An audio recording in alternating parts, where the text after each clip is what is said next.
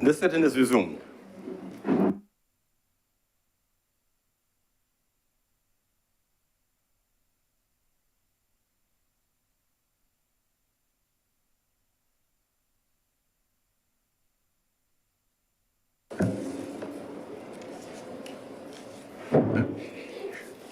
Mr. President, order number 3, in the name of the Honourable Leader of the Senate, to move the passing of the resolution to approve, in accordance with Section 2 of the Special Loans Act, Chapter 105, the borrowing by the government of the sum of approximately Barbados $256,600,000 from Export-Import Bank of China to finance the execution of the Scotland District Road Rehabilitation project.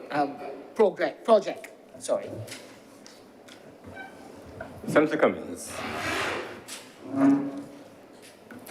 Thank you very much, Mr. President. I rise this evening to move the passing of this resolution. It is titled, Mr. President, as was just read by the officials from Parliament, a resolution to approve, in accordance with the relevant legislation, the borrowing from the government of Barbados of a sum of approximately $256 million from an entity known as Export-Import Bank of China, otherwise called anecdotally Complant. And Mr. President, there has been quite a bit of discussion in the other place around the specifics of the road project and what is going to be dealt with as part of the road rehabilitation project, Mr. President, and which roads are going to be dealt with. So I'm going to begin very briefly, Mr. President, by treating to what the overall provisions of the loan will cover. I'm going to speak about the nature of the relationship, Mr. President, between the government of Barbados and the government of China overall.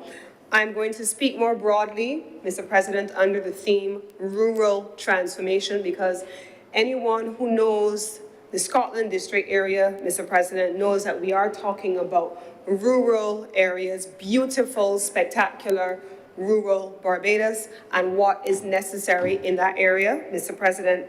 And then I'm going to be speaking a little bit about some of the pressing issues that have been raised by persons at different times on different issues relating to this, Mr. President. But I want to start first by putting into context why a Barbados Labour Party administration would undertake to do work of this nature. Mr. President, in 2018, when we faced the electorate, we set out a manifesto at the time that we continued in 2022, and I want to begin by speaking, first of all, to our 2018 message, which focused on infrastructural transformation.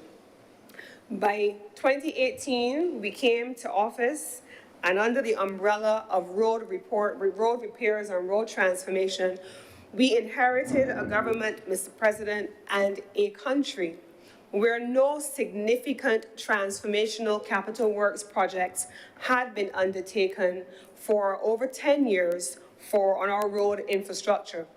We had any number of reasons why, Mr. President, challenges relating to unavailability of credit, challenges relating to the high debt rate. I believe the debt to GDP ratio when we came into office was 179% of GDP.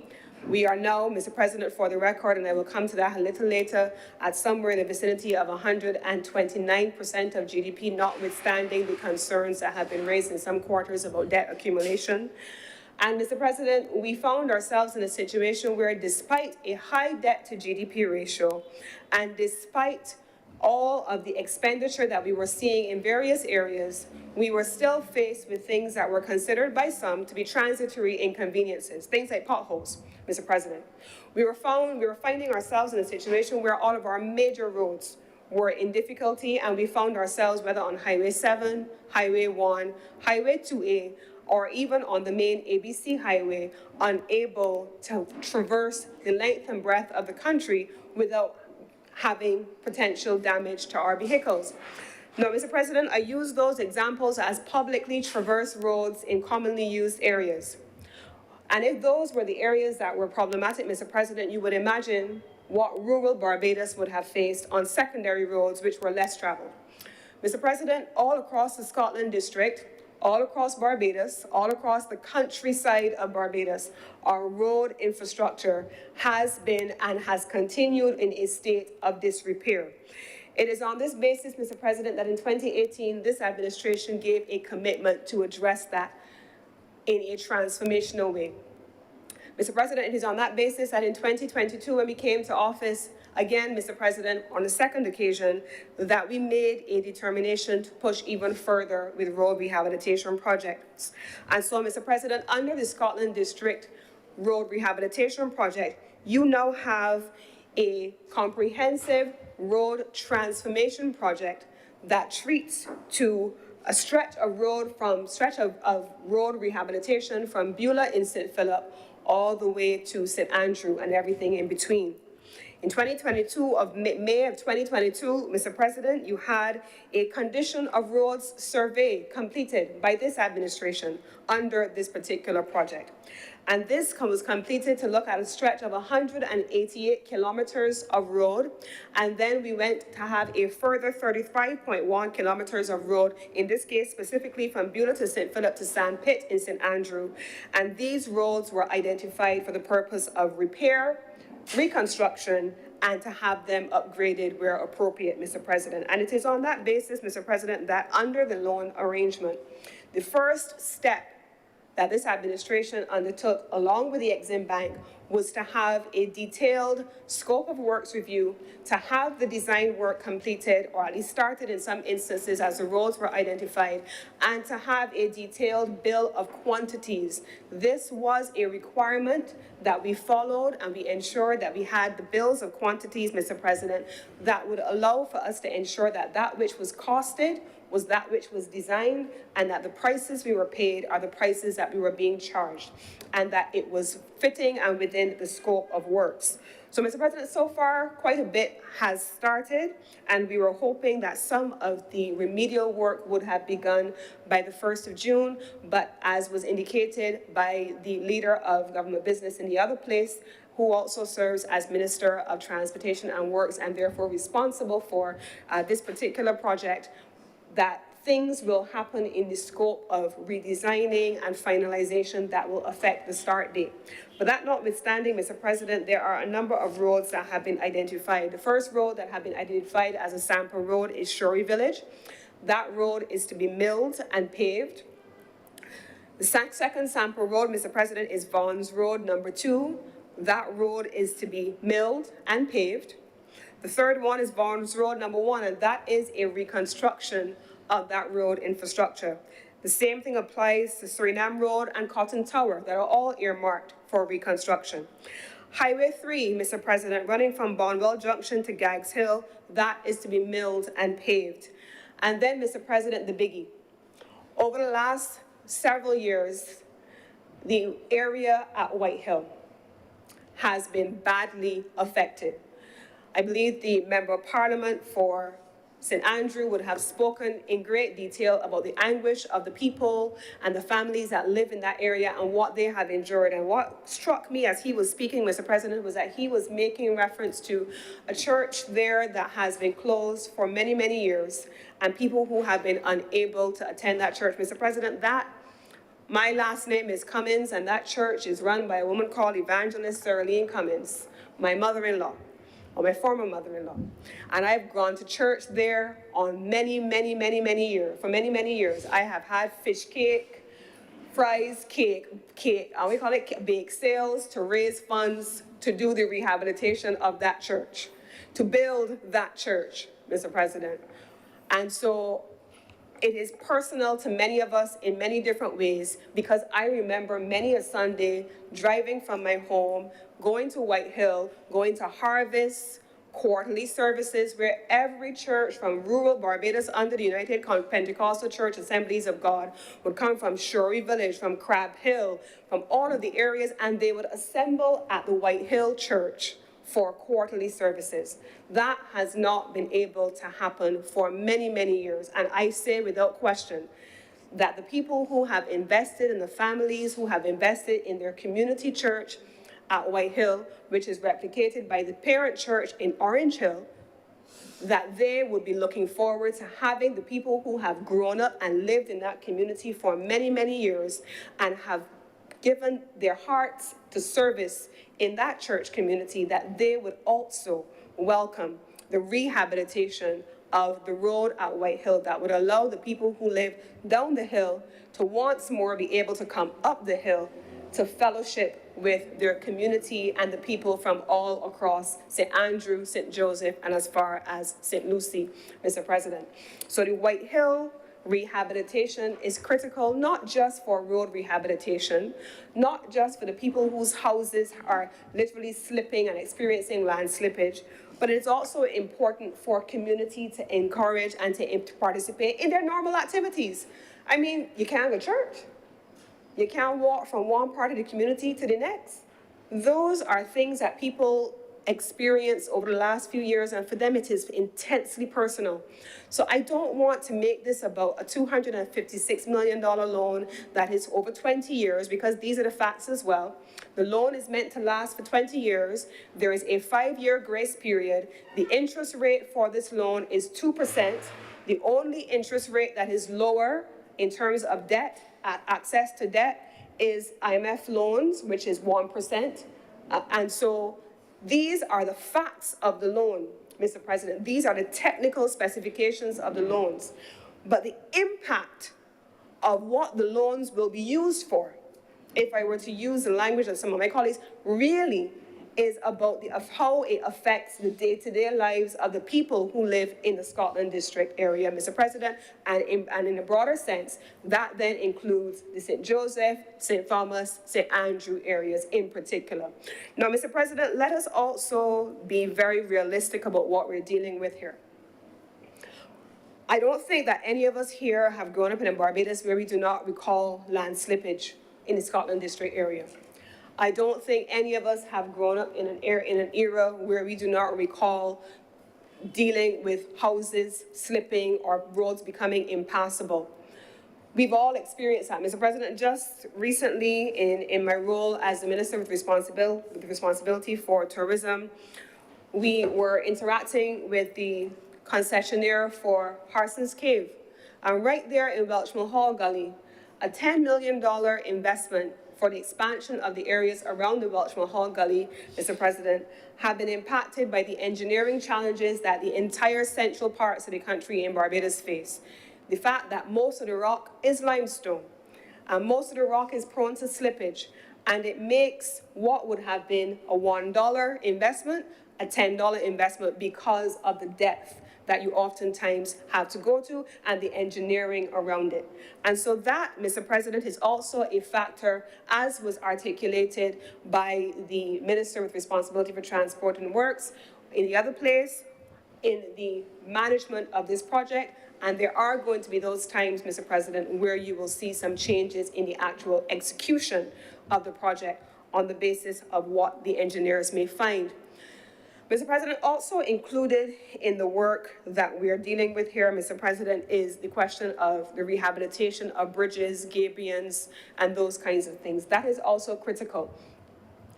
Under the provisions that are here within the loan, Mr. President, we also have to look at the bridges that are in that entire area. And there are more bridges than some of us can count. They too have to be rehabilitated. And so we're pleased that the work at Bawdens has begun.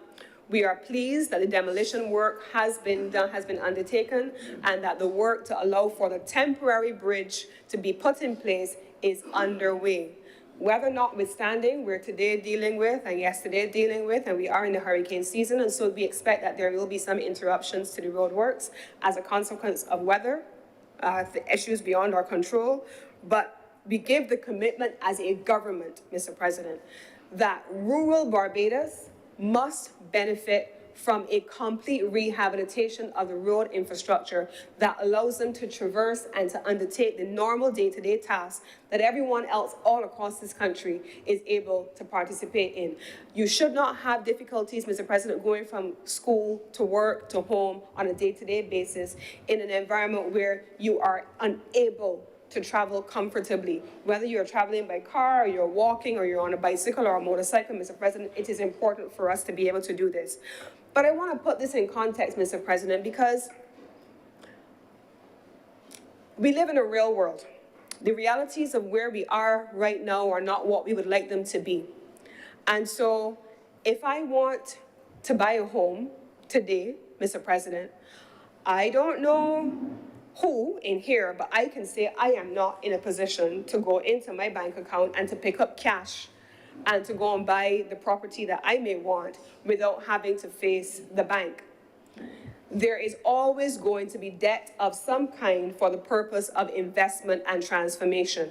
If I have bought my house, Mr. President, and I have decided that my family has expanded and I want to be able to have 2 more children, that is not true. But if I want to be able to have a few more children and I want to expand my family and I need a few more bedrooms and a few more bathrooms, Mr. President, I, like most Barbadians, cannot look into my bank account and say, let me pick up that money and go and use it. The Barbadian way, Mr. President, is to do bit by bit if you can't afford to face the bank. You get little money here, you add on a little bit there. You get little money there, you do some there. There are some in here who may be able to do it all at once, but not all of us. And then there are those, Mr. President, who face the bank, who may not have enough to be able to say to the bank, this is what I need, because they may not have an income that is guaranteed, and so they have to be able to save to get it done. And then there are those, Mr. President, who have to face the bank for debt, and they have to repay on a monthly basis. The government of Barbados is no different. The government of Barbados does not have a bank account that is sitting there waiting for, that it can go and pick up and say, here, I want to build the roads that my people deserve. And I simultaneously want to take the money that my people are asking me for to provide social services, Mr. President. This is an administration that, while we have reduced the debt to GDP ratio from 179% as at 2018 to 129% as at 2022, and falling, Mr. President, I believe the number that we are looking at this stage, let me just make certain, because I wrote it down earlier today and I want to make sure that I am precise. Mr. President, the debt as we see it now today I'm correct, 127% of GDP. Mr. President, I don't know how more simply I can put this than to say that a government that has had a debt restructuring, domestic and international, a government that has had a pandemic that has increased our spending while slashing our revenue, a government that has simultaneously had to expend our commitments on education and health care in the last 4 years or so, Mr. President, and has had the largest social welfare budget that we could remember in modern times, Mr. President, that simultaneously we are undertaking at the same time to ensure that our infrastructure lends itself to comfortable living for our people, Mr. President. And sometimes, many of us are parents, and we try to explain to our children that money don't grow up on trees. We try to explain to our children that we can't do everything all at once. We can do a little bit here, and as much as we can, we will help, and we will do this, and we will go to the next stage a little later on. We have to help our people at the same time to understand that, and I heard an honourable member speak on a different bill earlier today to say, healthcare is not free at the point of delivery. Nothing is free at the point of delivery. Everything has a cost. It either has to be paid for at the point of delivery, or it has to be paid for by taxation, or alternately, and sometimes it has to be paid for by debt, and the debt paid for by different means, including recovery of taxes from citizens and from companies. The things we want have a cost. The things we deserve have a cost. The things we desire for our nation have a cost. And the government of Barbados is committed to ensuring that we manage those costs responsibly. And the expectation, Mr. President, is that all things being equal, that over the life cycle of this loan, that the government of Barbados will be able to return to a primary surplus, that the government of Barbados will also be in a position to return to a growth trajectory, and I want to speak for a few moments about that, Mr. President, because the growth trajectory is critical to the discussion. I want to speak, Mr. President, also for a moment about the question of labor, because we have seen some queries being raised about Chinese labor under the Exim Bank loan and whether Barbadian contractors will have an opportunity. Mr. President, inbuilt into the contract is a provision that requires 80% of all labor to be procured from Barbados. 80% of all labor is local, and that is contractual, Mr. President. That will include Barbadian subcontractors in terms of construction companies, as well as Barbadian laborers. 20% of Chinese labor is allowed, and that 20% is largely at the managerial level to be able to oversee the project, to be able to ensure that their procurement rules are being adhered to. But 80% in any language is always going to be significantly greater than 20%, and that is enshrined in the contract. Now, I know that there are also some queries that have been raised by Barbadians as well about what this means for us and our ability to repay, and I want to speak to that for a few moments, Mr. President. Mr. President, let's take a look outward before we come back to Barbados. Mr. President, Prime Minister has been talking about in every forum, and I feel as though sometimes when we listen to some of the commentary, that Barbados is on a different planet system than the rest of the world. Prime Minister has been speaking about the COVID pandemic. Every single economy in the world, bar none, has been devastated by the COVID-19 pandemic. We have had subsequently, I'm not even talking about the hurricane and the ashfall, I'll put that on the side because we had to do what we had to do. But Mr. President, the war in Ukraine does not affect our day-to-day lives.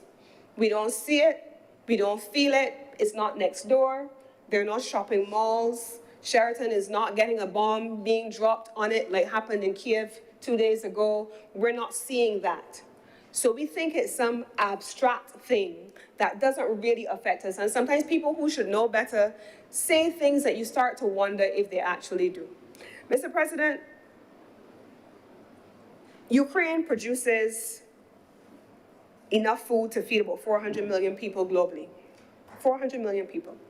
It produces about 50% of all sunflower oil globally.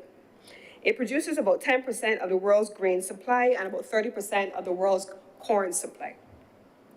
Simple things like baby formula went off the shelves a few weeks ago in the United States. Why did it go off the shelf in the United States? Because the basic inputs for production were not available internationally. There's an article that I was reading, Mr. President, which spoke about the impact of the war in Ukraine on the globe and how it was affecting different economies, Mr. President.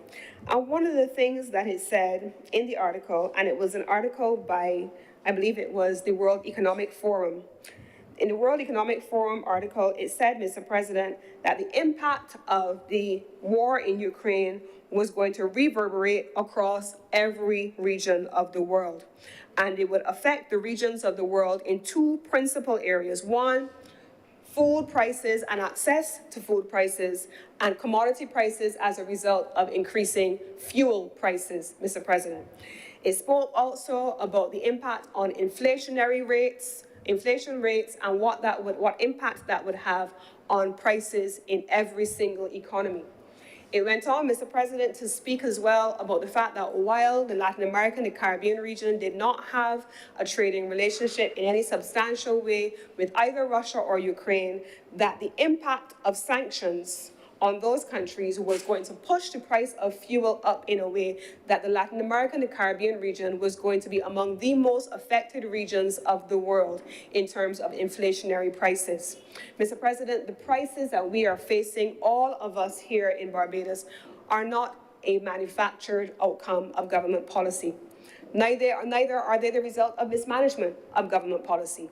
It is a global reality that is being borne out not by me and my voice here in Senate, but on Bloomberg, on CNN, on BBC, on Al Jazeera, on NBC, on Fox, every single news station around the world, when you turn your TV on, you will see what is happening globally. And Barbados is a part of a globalized community, and therefore the impact is very much here with us. But that does not mean that we as a government are going to ignore the cries of our people and what they are dealing with.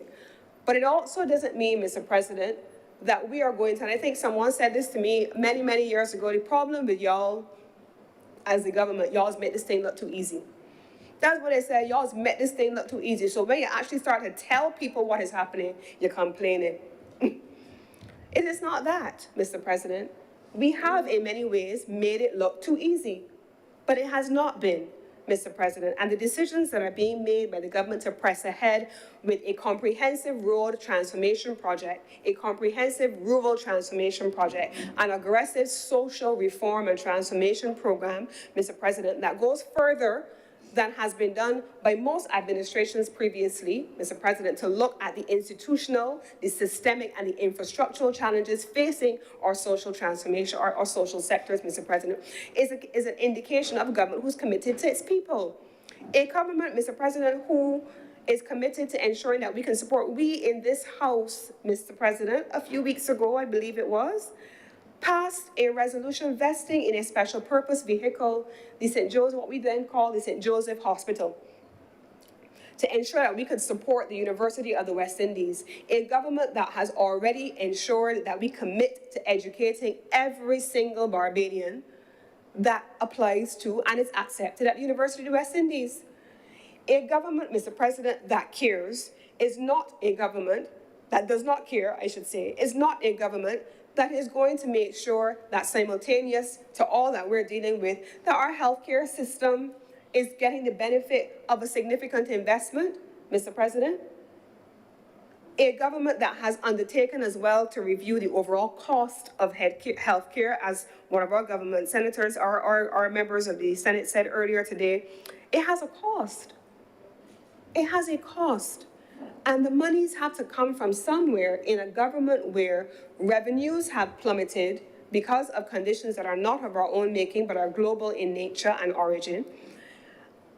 Expenditure has soared as a result of circumstances that are also not of our own making, but have to be managed, and still simultaneously is projecting where Barbados is now relative to where Barbados needs to go next. Because we have to assume that today will not always be, that tomorrow must come, and that there has to be hope and inspiration, and that in time to come, within the course of the life cycle of these loans, that Barbados will recover along with the rest of the international community, and that the aspirations that we have and our people have are able to be financed, and that our growth trajectory is able to service our debts, and that within a given time frame, we are in a position to, 1, repay our debts on time, 2, to deliver on the ambitions of our people, 3, to deliver a level of growth that is sustainable and is transformational, to be able to treat to every single productive sector that is the revenue earning sector, to be able to grow at a rate and at a diversified level that then in turn allows us to achieve an overall level of growth that in turn, Mr. President, is able to finance our ambitious social transformation programs, because you have to be able to pay our bills in order to take care of our people, especially our most vulnerable in our community. There are going to be those, Mr. President, especially those who live in the rural areas, who will have to benefit from road rehabilitation programs, who will also have the benefit of being able to start new businesses, who will also be able to see the economic development that comes from infrastructural transformation. Because once you start to see infrastructural transformation evolve, social and economic benefits accrue in those areas where you have that transformation. Now, Mr. President, I want to close my remarks on the establishment of a Scotland District Authority. Now, a few years ago, I believe it was in 2019, I had the honor of delivering the Dame Ermie Bourne Memorial Lecture, the inaugural Dame Ermie Bourne Memorial Lecture. And at that time, I recall having had the opportunity to sit with the late Right Honourable Owen Arthur in preparation for that speech. And he said, of the things that he said to me, this was the one thing he said that was most important. He said to me, Lisa, the last thing I did before we left office in 2008 was to pass the Scotland District Authority Bill to establish a mechanism that would focus attention by the government of Barbados in a series of diversely spread agencies across the apparatus of government to bring them together into a single authority to treat to the management of and the development of the entire Scotland District area. This administration has given the commitment as well that we are also going to be looking to finish that work which was started all the way back and ended in 2008 when we left office last, and then was now brought back in 2018 once we returned to office. It was one of his last wishes in my one of those conversations with him in preparation for the Dame Ermy-Bourne lecture.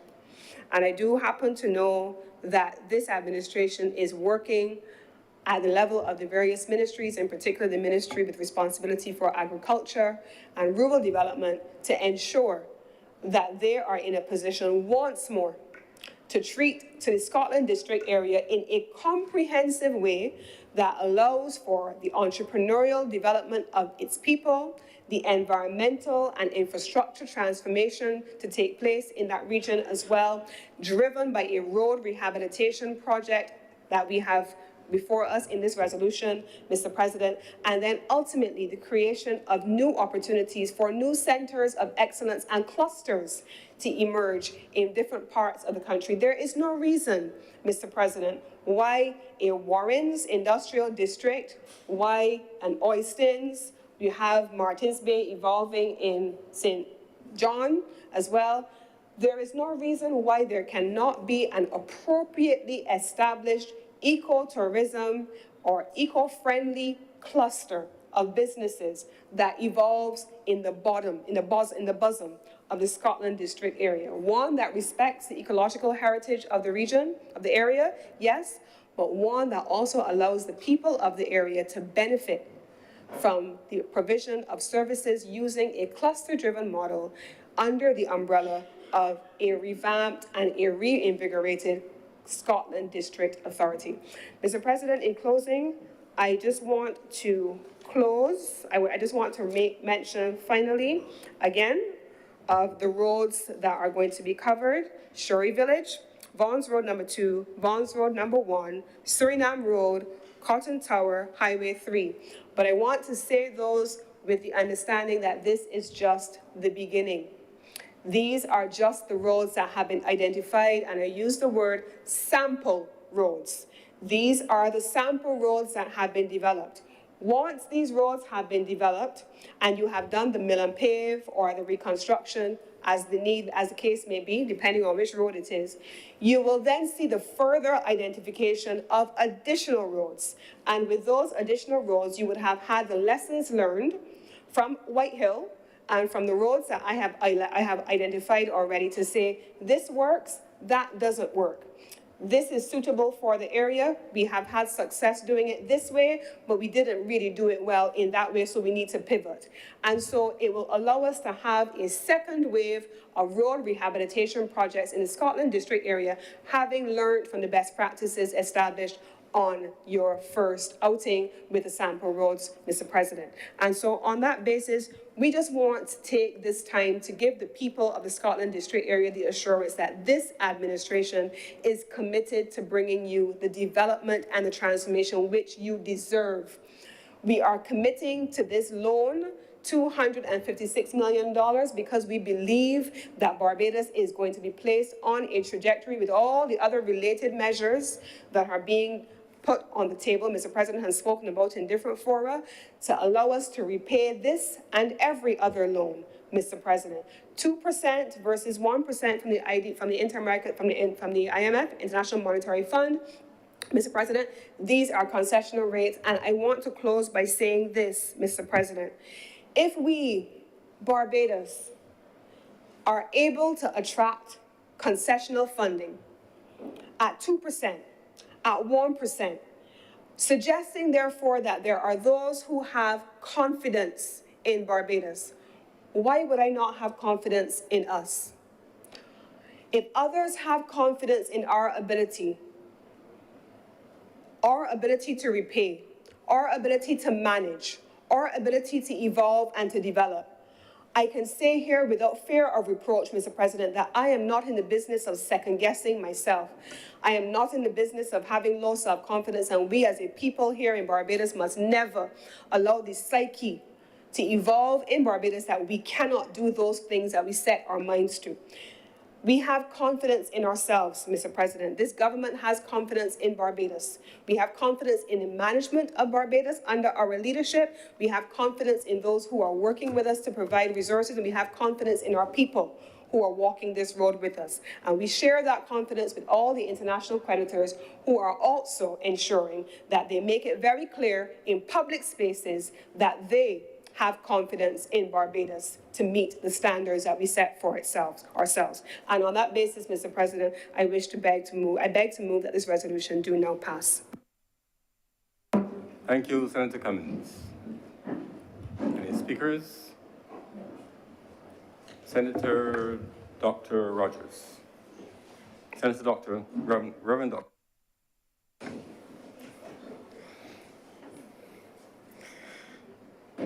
Thank you very much, Mr. President.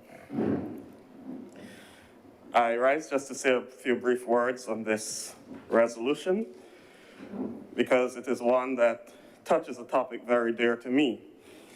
The last time I spoke in here, it was June 1st when I mentioned that that would have been my first day at school in Barbados in 1987 when I came to the island. And when I came to Barbados, my dad, who was a priest in the Anglican Church, was stationed at Cane Garden in St. Andrew, at the churches of St. Saviour's and St. Simon's. So I know very well of the woes of the Scotland district. Senator Cummins would have mentioned the last few years, but I can say the last few decades, because you just needed one good rainfall and your entire route will change for the day. When it wasn't that the Springvale Road was impassable, if you tried Chalky Mount, you had a problem there. Dark Hole was a similar problem. And I dare say that it is the Scotland district that helped me to develop my work ethic where church is concerned, because my dad, when he was stationed at St. Simon's, we realized that there was a part of the congregation that could not get to church because the Turners Hall Road was gone. And so we then had to leave St. Simon's sometimes after 11, going 12 in the morning, to head up to Turners Hall to have a little service in the school there, just to keep that part of the congregation together. And then we would come down White Hill and head home. But then White Hill soon went, and then everything fell apart. So it was a common theme in that part of the world that the roads were just not good. And it is a good thing that we are embarking on this comprehensive program to fix some of these roads. I was glad to hear the mention of the White Hill Road, but we also have lots of others that need some work in that area. And as Senator Cummins would have pointed out, this is just a start, and I'm hoping that we can stick to this to see for those people in that part of the country. You see, it is very easy, if you do not live in that area, to simply talk about the pandemic and the economic challenges and so on. Those are things added to the woes that they face every single day and have faced every single day for the last few decades. You buy a car and sometimes you can't even park it at home because the road is down. You have to park it somewhere to walk across a little track to get home. You catch the bus, you have to walk with all your goods because the road is down. You have to go to get home. And that is a common thing for them, added to their water woes and everything. So I support this bill 100%. Yes, it is an economic burden on the country, but it is one worth taking. because I do recall when we were drafting the Charter of Barbados last year, one of the lines that was placed in that charter was that every generation is indebted to the generations that went before it and obligated to the generations that will follow. What we're doing today is not simply for us. Recognize that what we experience in this country at this time, others made sacrifices in the past, that we can experience these things. Now is our time to make sacrifices for generations to come. And I wish to commend the government, even in the midst of everything that is happening, to think about those people in the Scotland district and the woes that they face in terms of transport and their roadworks, to take on this work even at this time when there's so many other things that are pressing.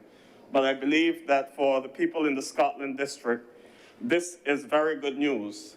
And I hope that everything comes to fruition and that these projects will run smoothly for the betterment of the lives of those people. And with those few words, I thank you, sir.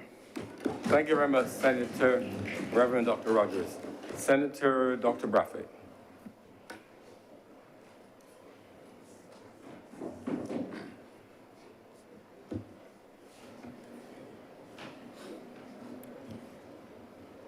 Mr. President, I rise in support of this bill to invest in the road infrastructure in the Scotland district because I believe that this investment should be the beginning of the creation of a new economic space for the people of St. Andrew, St. Joseph, and St. John in particular, and the people of Barbados in general.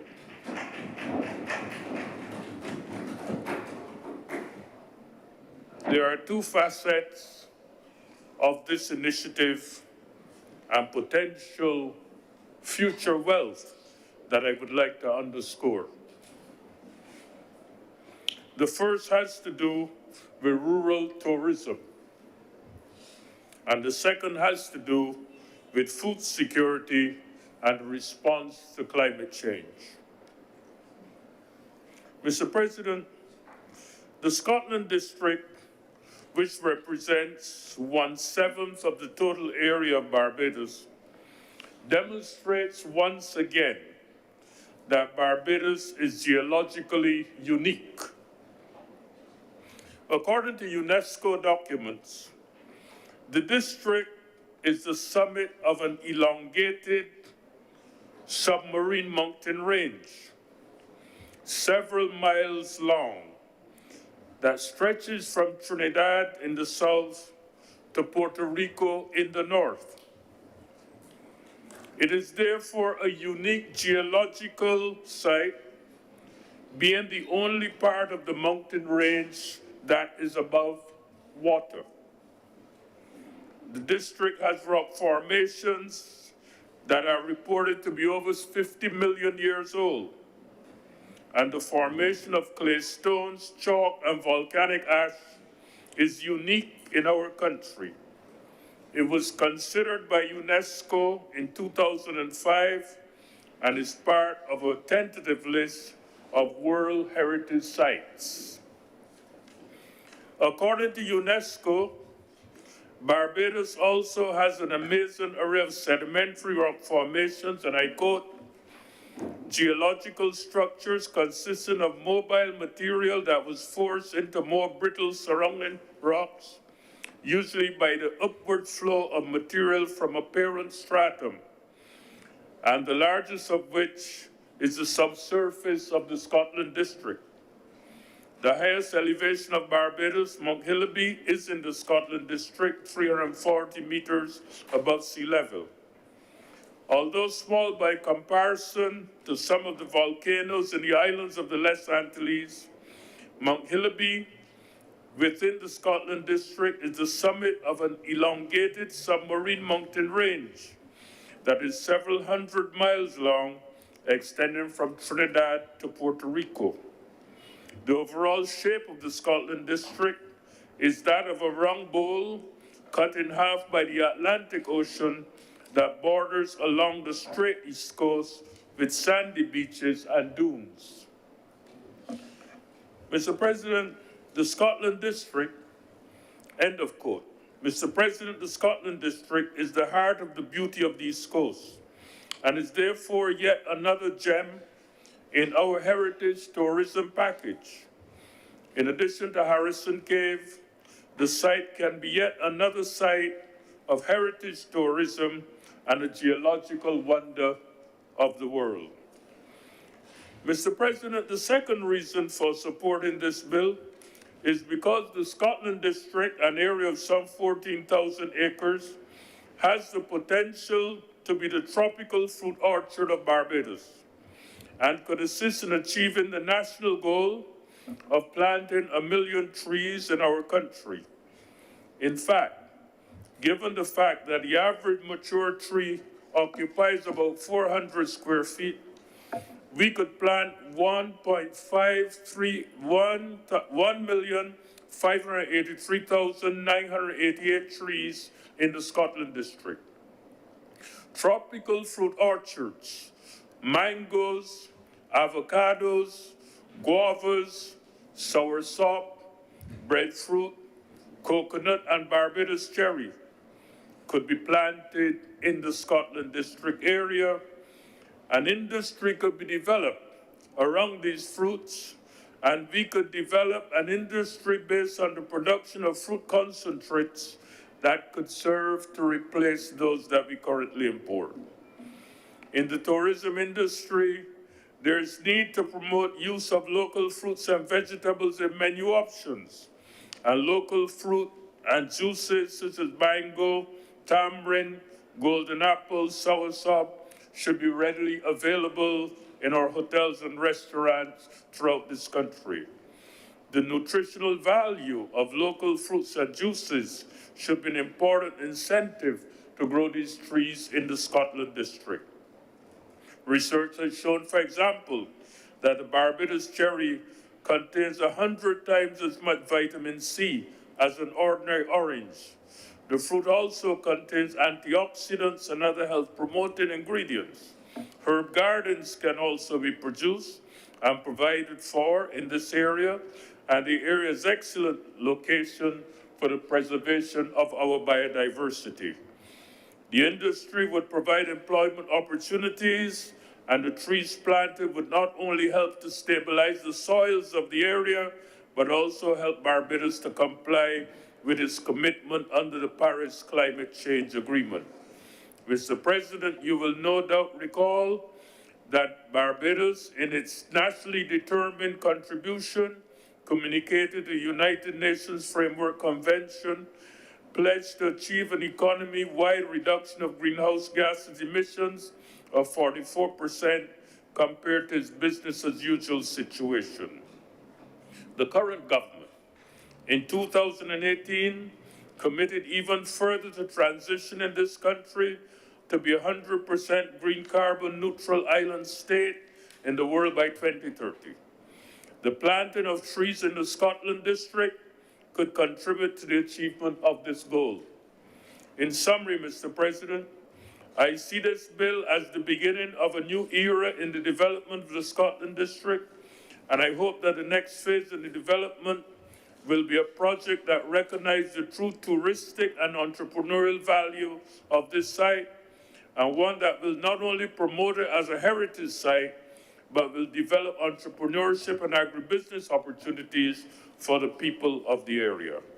I hope, therefore, that the proposed project will extend to incorporate a project that promotes the increased production of tropical fruits for better nutrition and for reducing the incidence of chronic non-communicable diseases. It will promote the production of medicinal plants for herbal medicines, herbal teas, herbal creams, herbal oils, and herbal tonics, for example, moringa, to produce more wood for furniture, building materials and souvenirs, promote the development of nurseries, promote more agro-industries based on the production and processing of local fruits into local juices and other beverages, provide for additional tree management services, promote ecotourism, heritage tourism, and community tourism based on natural heritage and the green spaces for birds, for bees, and for butterflies. Contribute to the regeneration and the stabilization of the soils of the area. Mr. President, I thank you for your indulgence. Thank you very much, Senator Dr. Braffin. Senator Herod. Thank you very much for recognizing me, Mr. President. Mr. President, I rise with the full intention of giving support to this resolution. I think it is a very important resolution which captures not only the intention of the government to invest a significant proportion of funds into the Scotland District, but also a push by the government to level the playing field and to bring residents of that particular area on a footing of a high level of dignity with regards to access to their areas. Mr. President, I know the resolution focuses on Barbados and the Scotland District, but I must reflect, with your permission, briefly on a few visits that I've made across the region. If I may, begin with Grenada last week, Thursday, when I was down there observing the most interesting occasion, drinking water and minding my own business, of course. But I had the privilege, Mr. President, to visit an area called Molinier. And this is the area that is in the constituency of St. George's Northwest, the constituency of the former Prime Minister, Keith Mitchell. And Molinier is an area that experienced significant landslides over the years, the last being in 2021. And I happened to be down there in 2020 because it's on the highway right off from where they have the underwater, where there's the underwater sculptures as well, the marine protected area. And we were just driving and all of a sudden a huge chunk of mud came straight across the highway. And the highway is not reinforced with gabion barriers. It's just a simple wall separating that huge land mass of mud from the sea right next to it as well. And I want to bring that to the attention of the Honourable House to give consideration to the fact that this landslide issue, one of the issues in terms of landslides, is not unique to Barbados, although it will come back to the specific issue at hand, but also the financing behind it. At that specific time in 2020, Grenada had well over 140 occurrences, some major, some minor, of landslides all across the island. And the government was basically scrambling to find resources to address this particular issue. As it stands today, the contract has been awarded for the repairs at Molinier. The contract is a bilateral between the government of Grenada and the UK through the Inter-American Development Bank. And interestingly enough, most of the materials for the project is coming from the United Kingdom. Interestingly, but not surprising. I also had the liberty, Mr. President, of going a bit further south, and I visited Guyana as well over the weekend. And I took a trip to Linden. And Linden in July 2020 had a massive downpour, torrential downpour down there. And quite different from Grenada, you're not going to see much rocks in that area. It is pure mud, in fact, pretty much almost all across Guyana. So the intervention that they used to address the issue was quite interesting. The residents got there before the government, and the residents helped to dig some trenches, reinforced by the traditional Dutch improvisations in the area as well, and tried to get the water going back out to the sea.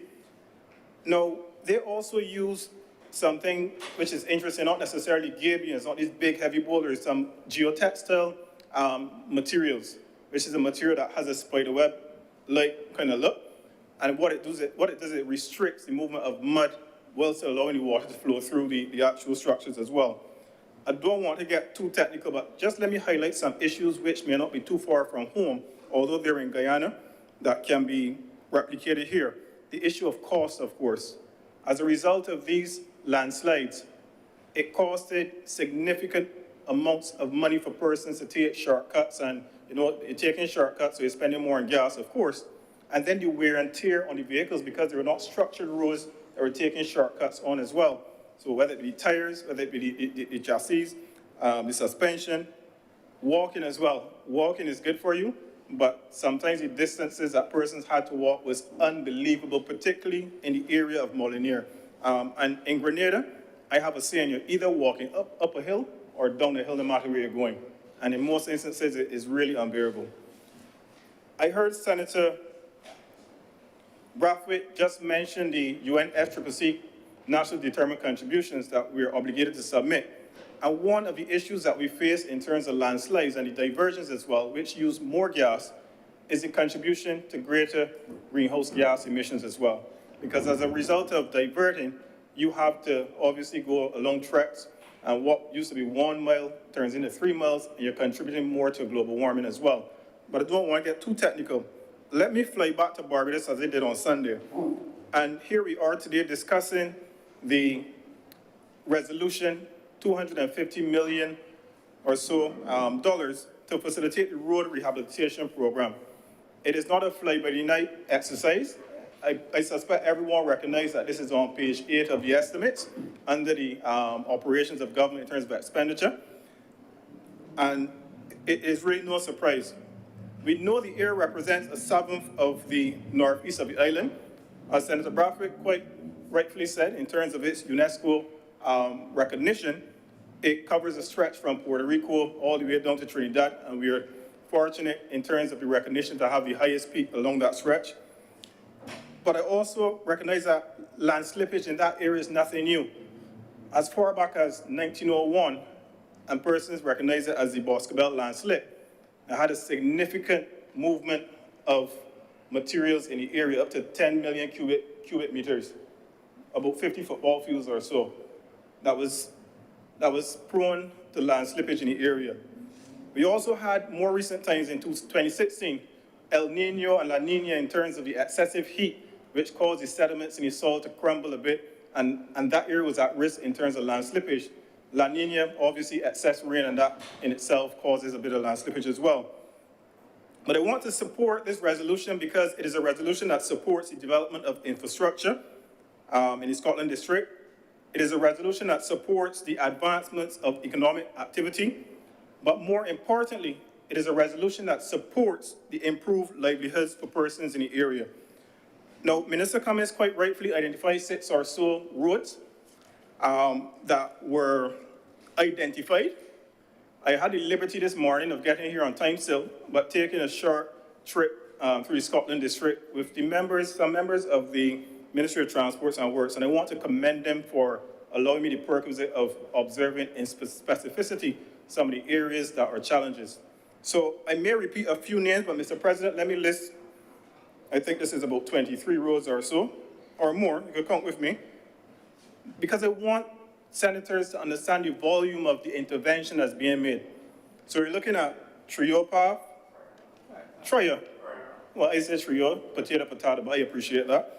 St. Simons, King Street, Shorey Village, Babylon Road, Turner's Hall, Moore's Bottom is almost like a song, yeah? Hillaby, Bloomsbury, Melvin's Hill, Highway 3, Tent Bay, Suriname Road, Vaughan's Road 1 and 2, as Minister Cummings said, Ermyborn Highway, Martins Bay, Welch Village, Glen Burnie, and Ridge Road, to name a few, because that is not all the roads, like the side roads that come off as well. So I want to commend the staff at the Ministry of Transport and Works for facilitating my very late request to have a better appreciation as to the situation up in there as well. Mr. President, I want to focus on the potential benefits, because one thing that is missing from this exercise, I am a government senator, but I am one that is very honest, is a cost-benefit analysis. So whereas we are speaking about the quantitative aspects of the expenditure, there has been limited discussion apart from down to brass tacks in terms of the quantitative returns from the exercise. And that is something that can be addressed by a cost-benefit analysis. And it is not a shortfalling of the government to not have one, because we cannot sit or stand here and ask the government to do a cost-benefit analysis and then do the intervention based on that. These things take time. And the most important aspect of a cost-benefit analysis, in this case, is not going to come from the government sitting in isolation and deciding what activities can be done to bring in foreign exchange or economic activity. It is done as a participatory exercise so that persons in the area and outside of the area can tell us what they think are viable economic activity for the area. As far back as I believe it was 1993, former Prime Minister Onassis, in another place, he actually he requested on people in the private sector and individuals to submit proposals on what can be done in the Scotland district. And he asked them to formally submit it. Again, I'm not in cabinet, but I believe that we have a government that is receptive enough that if anyone within an earshot, through you, Mr. President, has ideas in terms of how we can bring economic activity into the Scotland district, that they can make in haste in terms of communication to the relevant authorities as well. If we get that information, and if the government gets that information, that forms the qualitative and quantitative basis of a cost-benefit analysis. Because now we can say, yes, it costs $250 million, but based on these activities, it may be able to rake in X, Y, and Z. Mr. President, I want to touch just 3 specific points in terms of the benefits, though. Although these are not quantified, they're general, and I suspect many other members of this House can support the likelihood of them being good activity in the area.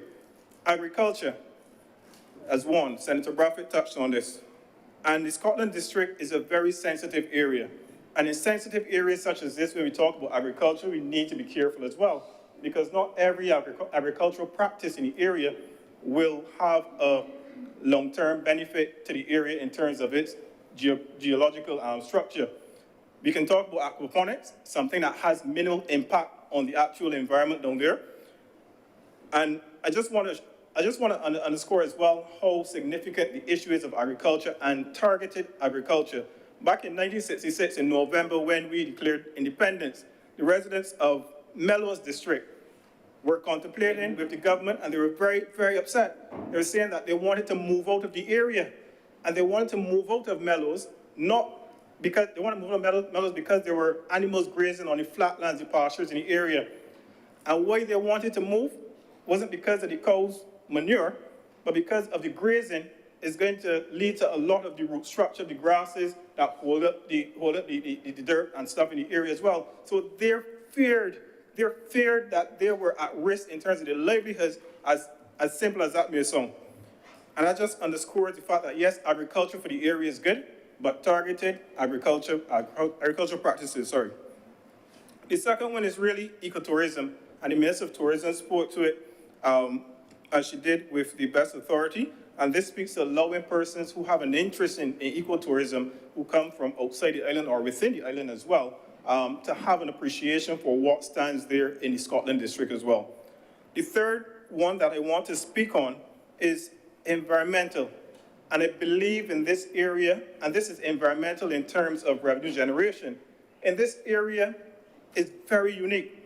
And there are so many different financing modalities that we need to explore in terms of generating revenue to treat the environmental practices in Barbados. I believe that we can give consideration to a cap and trade agreement similar to what Guyana has done and they're doing. And they signed, meaning Guyana, the government of Guyana signed a memorandum of understanding in 2009 with the government of Norway through a cap and trade agreement to the tune of $250 million US. And it is a simple agreement. You in Guyana basically ensure that you conserve your forests and you can generate what they call carbon credits. And then you can sell those carbon credits to another country that is emitting, that is undertaking activities that have carbon emissions, so as to kind of balance the off-take and on-take in terms of carbon emissions as well. And this means that while countries are polluting, you are absorbing the equivalents of that pollution someplace else as well. Imagine the landscape, imagine the number of trees that he just mentioned, that Senator Bradford just mentioned, Mr. President, that we can plant there, that we can generate carbon credits for, and simply sit back and conserve the area, absorb carbon credits by trading them, and that is a general revenue stream that is a fraction of the cost in terms of management. So that is one thing I want to mention. Another thing that I want to mention is the jobs. And Senator Cummings touched on this and gave great clarity, so I will not overextend this area. But the provision of jobs through the project, 80-20% split between those non-Barbadian and those Barbadian residents as well. I think this will add significantly to them not only being masons and carpenters and stuff in the area, but I really would like to advise further that the interventions in terms of the job market adds capacity to those persons to understand the environmental impacts of the area and not just come there and not just come there and throw a rock in a Gabian structure and think that that is really targeted employment. I think we need to look at more developmental ways of getting our skills persons to not only come and add a pebble, but understand the structure of the pebble, why the pebble is being put there. Suffice it to say, a subsequent intervention like this, if we take that approach, it means that we can be in a better position to offer the technical expertise to bump that intervention up to maybe 95 to 5% in terms of local to foreign as well. So, Mr. President, I want to say basically that this is not only about $250 million. This is not only about the litany of roads that are going to be repaved. This is about a dignified approach to ensuring that persons in those areas have access to infrastructure, proper infrastructure, similar to other persons in this country.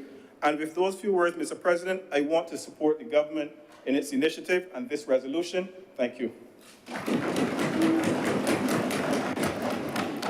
Thank you very much, Senator Hayward. Senator Drakes.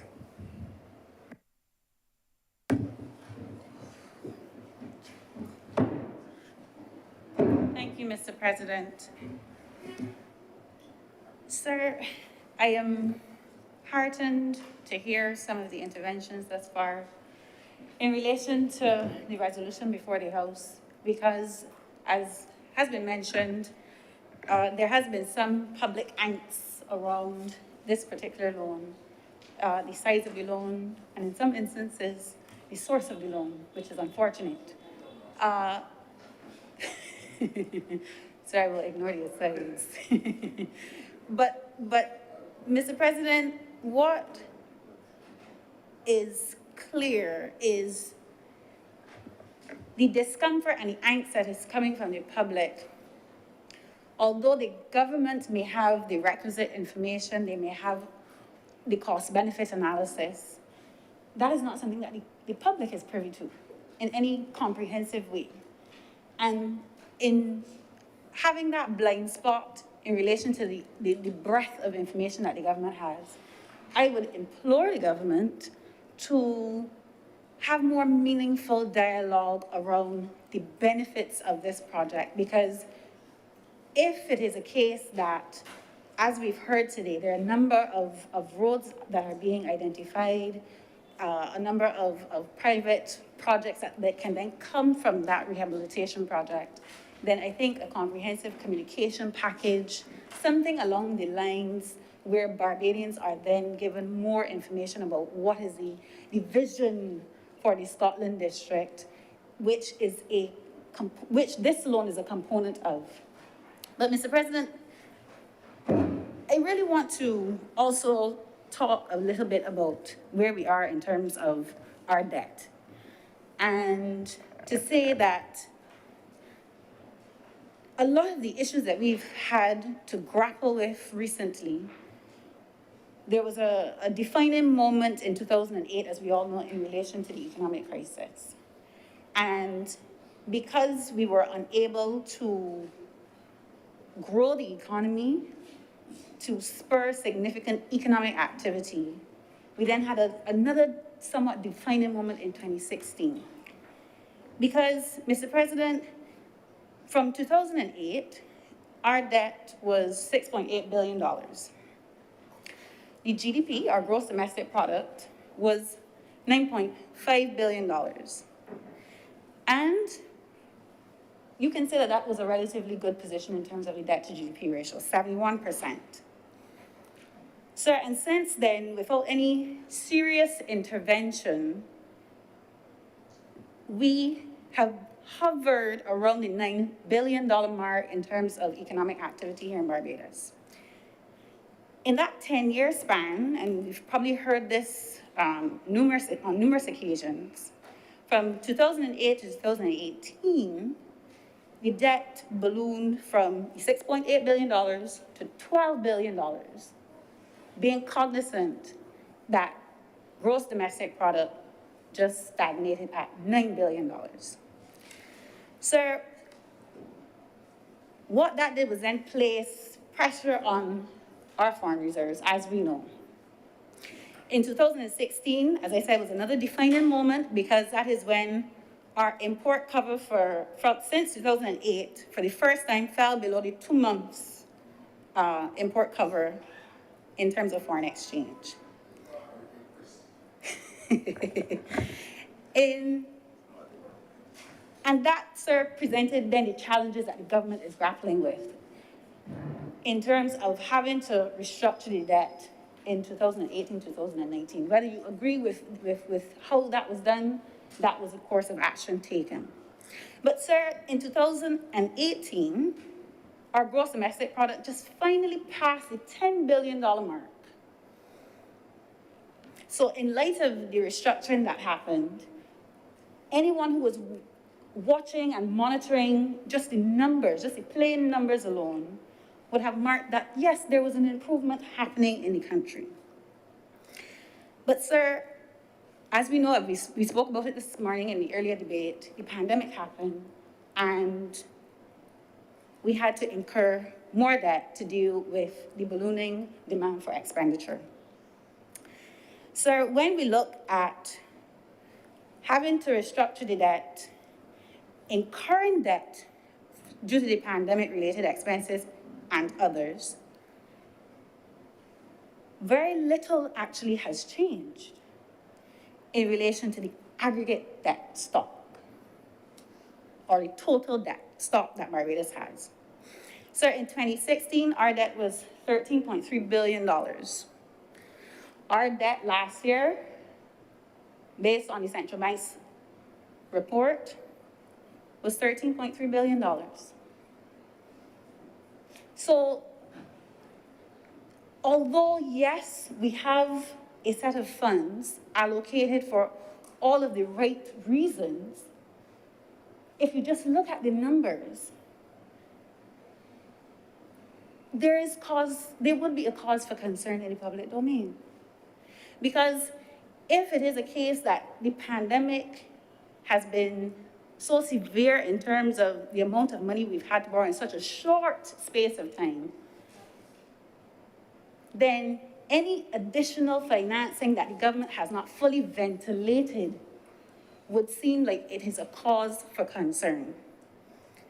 Mr. President, the leader of government business, when the honourable member spoke, said, you know, we have to provide hope and tomorrow must come. And I agree. But as a small, open economy, there are things by which we should be cautiously optimistic about. And I understand that government is trying to mount a platform by which we take on or incur debt based on a particular growth trajectory. But the level of uncertainty, Mr. President, that is now happening in the international or the global economy is unprecedented. Mr. President, internationally, some experts are warning that a global recession later this year is imminent. That is the way the cookie is crumbling for us. We have Mr. Jamie Dimon, the CEO of JP Morgan, talking about an economic hurricane is coming. When persons in those types of positions say that they're being conservative with their balance sheets, Mr. President, and you take that into consideration along with the amount of debt that we already have, the few areas we currently have to grow the economy, to be faced with another financial shock, if it comes, it is cause for worry. It is. Mr. President, our major source markets in terms of tourism, the UK, they are also going through their own issues. And these are not even issues that are based on finance, but these are no, we are talking about social tensions and social unrest in terms of labor rising up and demanding their fair share in terms of the strikes that are happening now in the UK. And we have to take these things on board when we are planning, Mr. President. And for me, we have to consider all economic scenarios. Mr. President, we are entering into a season where we have increasing interest rates because of the move by the Federal Reserve in the US, where they increased the interest rates by a quarter of a percentage point recently, 3/4 of a percentage point, sorry. And that is going to have significant impact on the cost of borrowing, the cost of investing. And the aim of that, Mr. President, is to curb the inflationary pressure that currently exists in the commodities market. But, Mr. President, this is why people are saying a recession is imminent. When you increase the interest rates to dampen demand in the traditional economic sense, prices are supposed to go down. But, Mr. President, the inflation that we are incurring right now is due to supply chain issues. It is a supply side issue. So on one hand, you have prices increasing, interest rates increasing, demand being dampened, and nobody can tell you, Mr. President, how this is all going to come out in the wash. Because it's an economic paradox. The theories around this type of policy making, where the current variables are, they're not supposed to be here. And that is because of the continued economic shocks that the economy continues to face, Mr. President. So when we say that Barbados will be able to service the loans, Barbados is going to be on a growth trajectory, I am optimistically cautious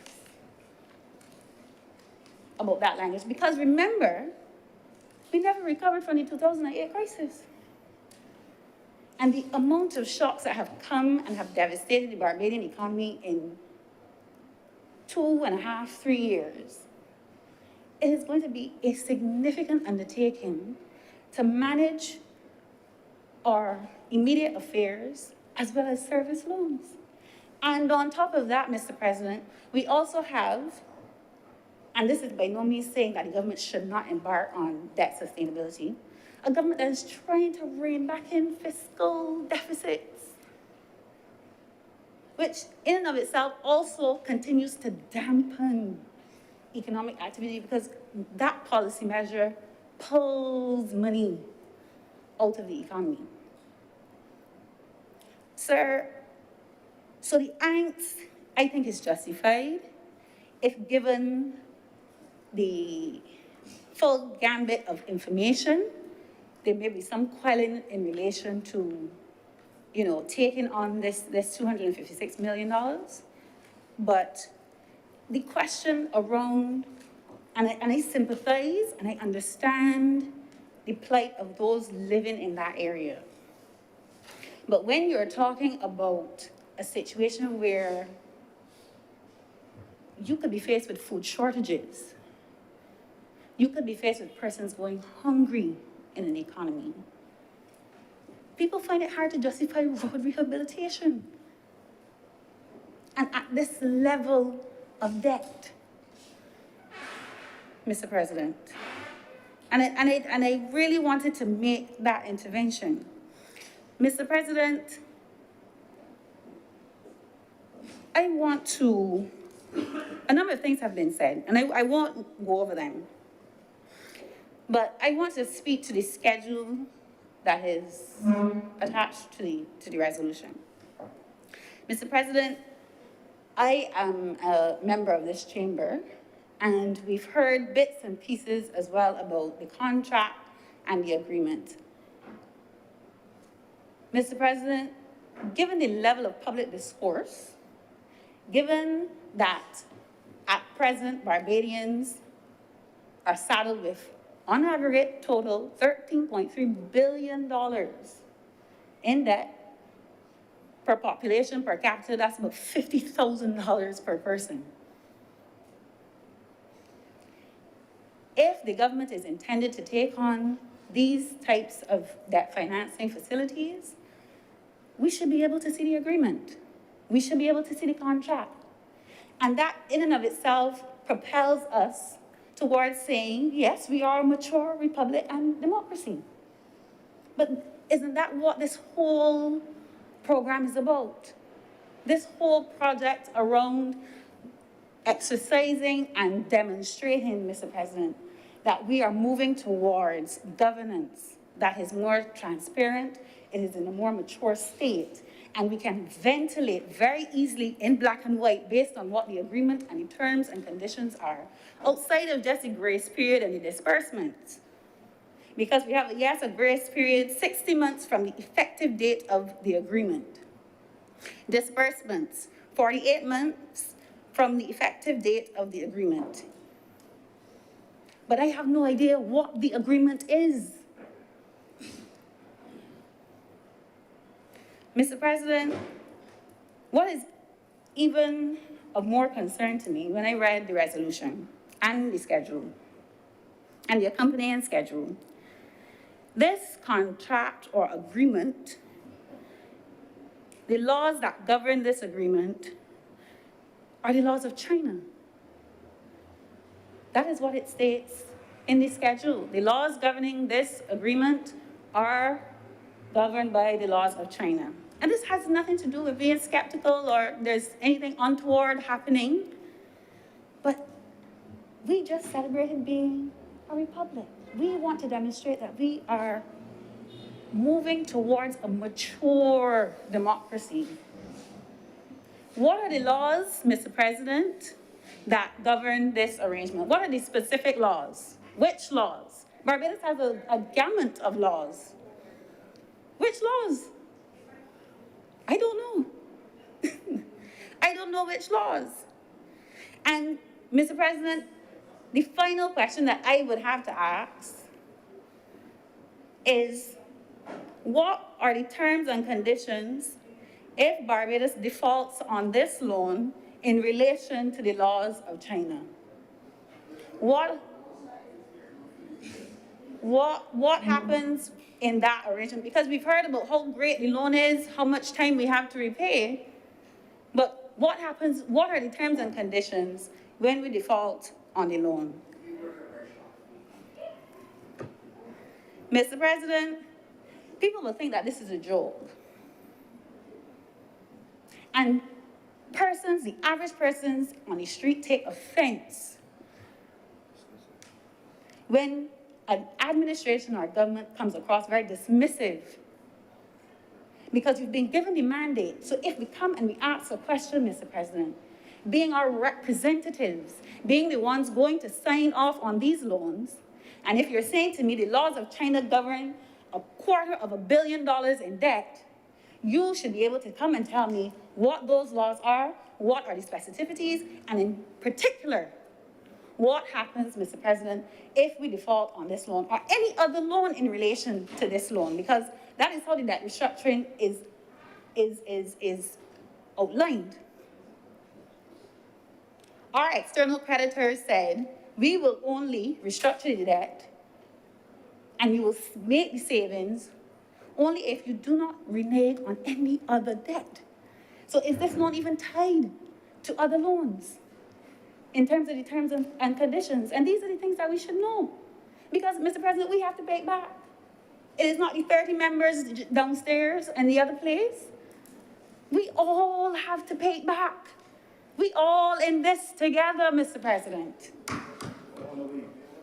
So let us all have a mature conversation. If there is public angst about the debt that we are incurring, Mr. President, we should have available information comprehensively, and the government should be able to respond to the questions that are being posed, because there's a concern about the level of debt in Barbados, along with all of the other economic troubles that are projected to come our way. Mr. President, I'm obliged to you. Thank you very much, Senator Drake. Senator Paris. Thank you, Mr. President. I rise to support the resolution before this honorable chamber. And in her presentation, the leader of government business would have said that this is a manifesto pledge of the Barbados Labour Party in its 2018 and 22 manifesto. And it is no secret that the Barbados Labour Party honors its manifesto pledges. And we are here this afternoon to debate this so that we can honor yet another of our manifesto pledges. This aggressive roadworks program by this government also demonstrates its commitment to the country and to its people. Mr. President, the $256 million being spent on the rehabilitation of the Scotland District is the largest amount spent in a specific area for rehabilitation. The money will be used to repair roads and bridges, and these are roads and bridges that were not done for 60 years. I want to repeat it, sir. There are roads and bridges that were not done for 60 years. Mr. President, I have visited White Hill on numerous occasions and have heard the cries of the residents for help. I saw what they had to endure on a daily basis just to live their normal lives, to get in and out of the district. For them, just walking outside and putting your trash in the cans, it is not normal. We can do it because we have good roads, but these people in White Hill have suffered over the years. They now have to take their bags of garbage to the nearest, and I talk about taking as in having to walk with them to garbage cans outside of their districts. The SSA trucks cannot drive to their homes because there are no roads. The BLP listened to them and saw their plight, and they were assured that when we become the government, we would give them better conditions, and that is why we are in this chamber today debating this. For persons taking drives to Martins Bay, Consett Bay, and other areas, their driving skills are tested. They have to maneuver through rough roads. Sometimes they have to stop and go to an alternate route, and it causes wear and tear as well to their vehicles. Mr. President, I am supporting this resolution, knowing that this is going to bring relief to thousands of people living in the Scotland District, ending years of suffering and giving them the opportunity to experience some of the things that persons not living in these districts in Barbados can experience. They no longer would have to walk with 2 pairs of shoes. No longer would these residents have to park their cars and walk to their homes because the road is impassable.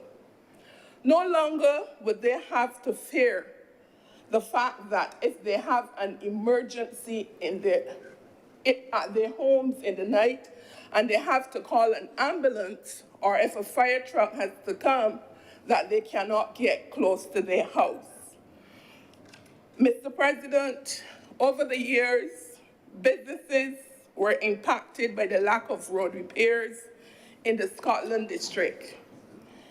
I am sure You would have heard the cries from some of the business owners of popular businesses who were affected because people were not able to get to their business. In some instances, they had to close the business. When the roads are completed, Mr. President, persons would now be able to go back to these watering holes and support these businesses.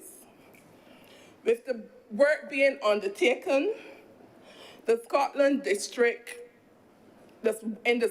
District, job opportunities will be given. We heard that it's an 80-20, 80% of Barbadians will get jobs. And again, this is going to help the economy and the businesses in the area who normally, the small shops who normally open on weekends and sell their chicken and pork, these same persons who are working in these districts where the project is being done will benefit from them as well.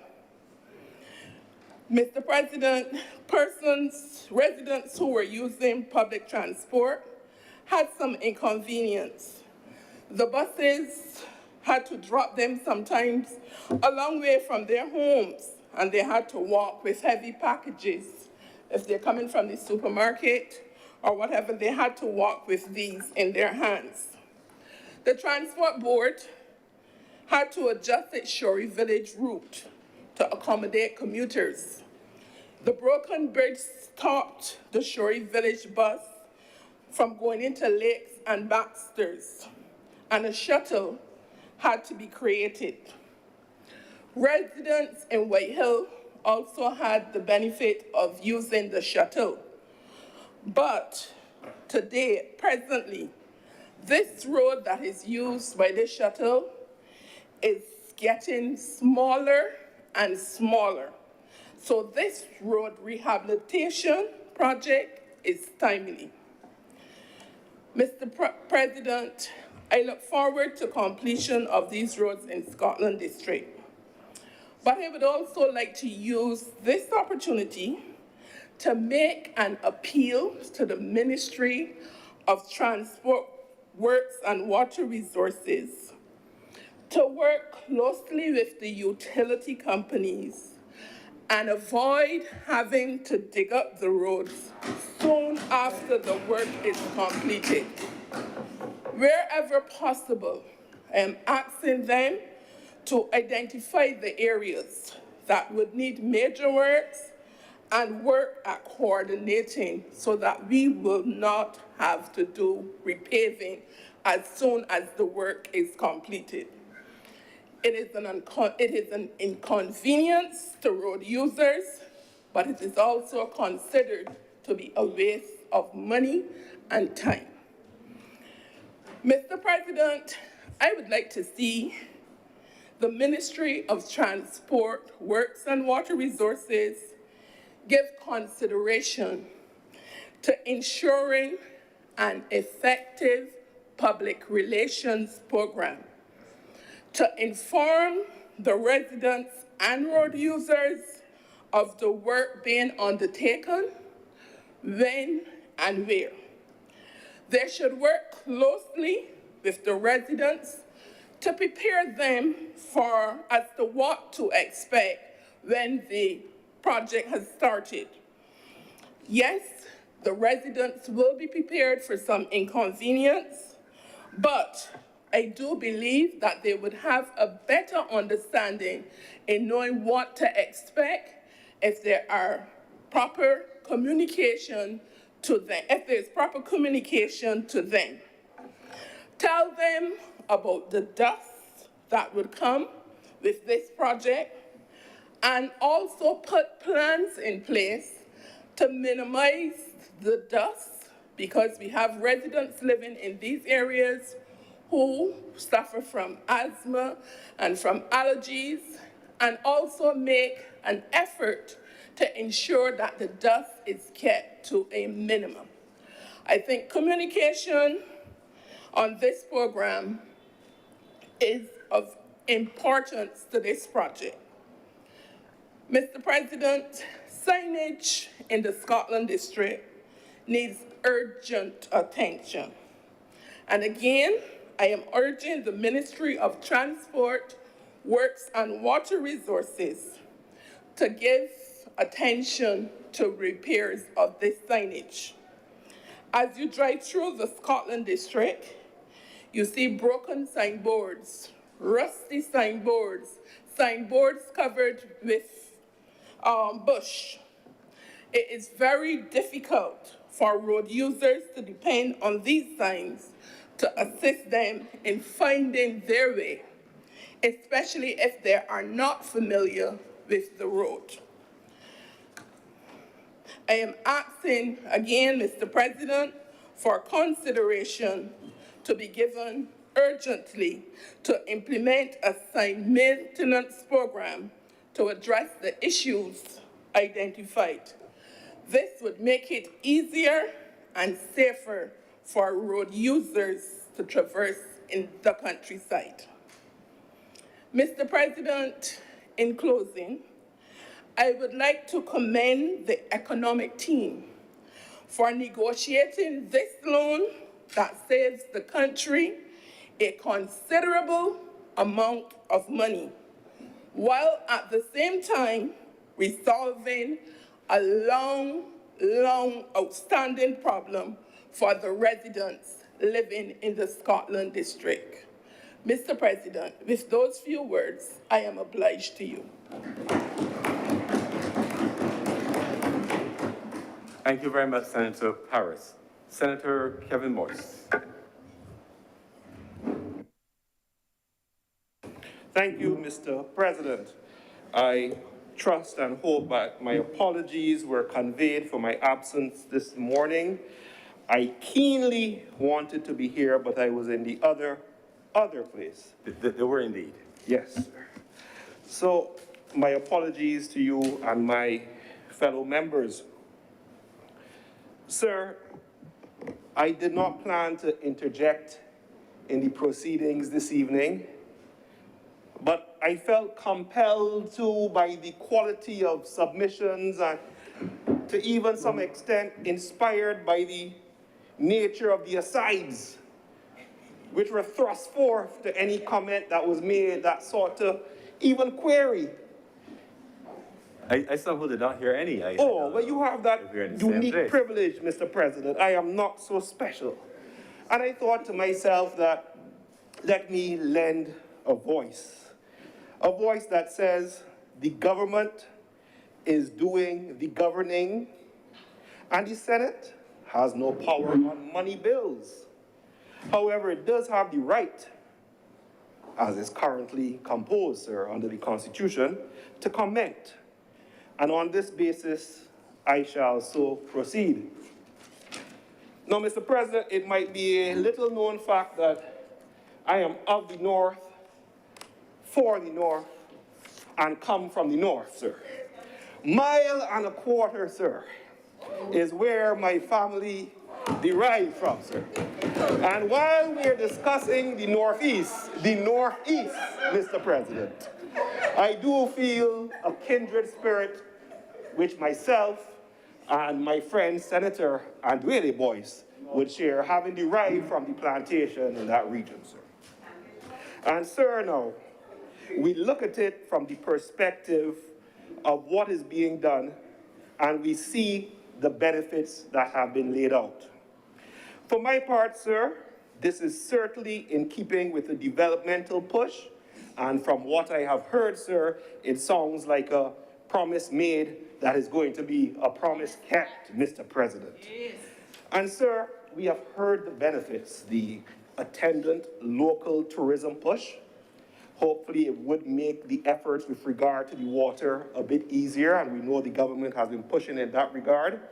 It should certainly ease what were coined as transitory inconveniences, sir, and I actually looked that up as a legally defined term, and allow for the better passage of us as citizens of the country to the Northeast to enjoy the beauty and splendor that surrounds that region. And sir, we must also consider, besides the aesthetic value, the stimulus to the economy of the injection of this money into the contractors, the subsidiaries, even the workers who would be working on these projects.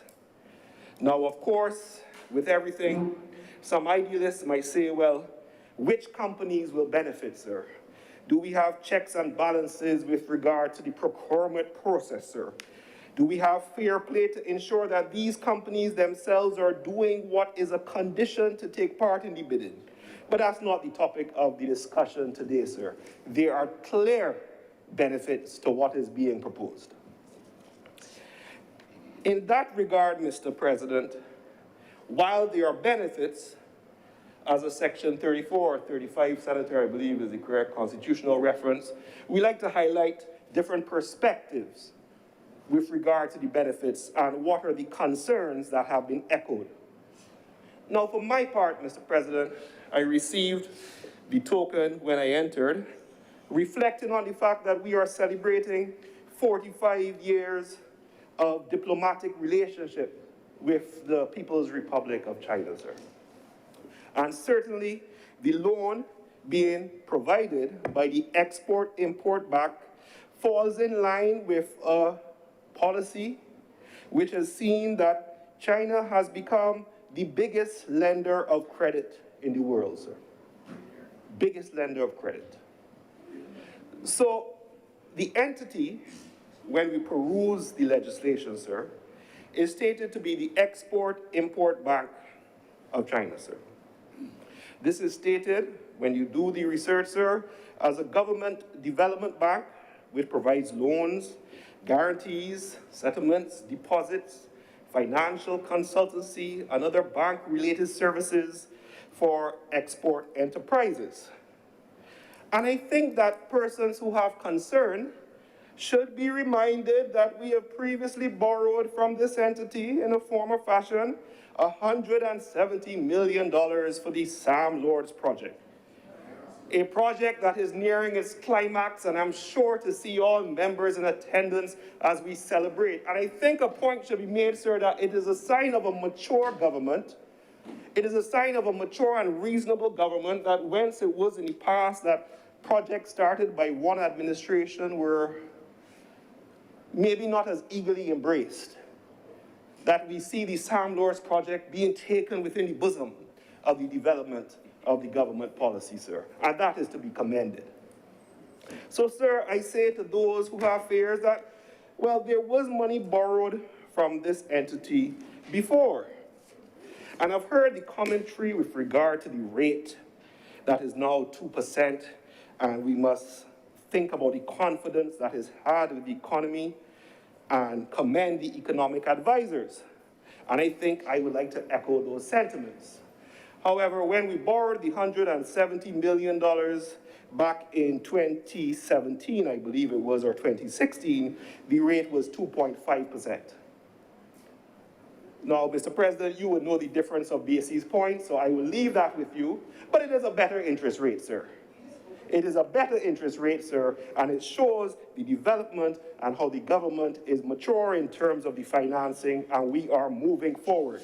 Does it reflect the confidence? Let us see what it says. It, however, I don't think anyone could argue with a 2% rate of interest.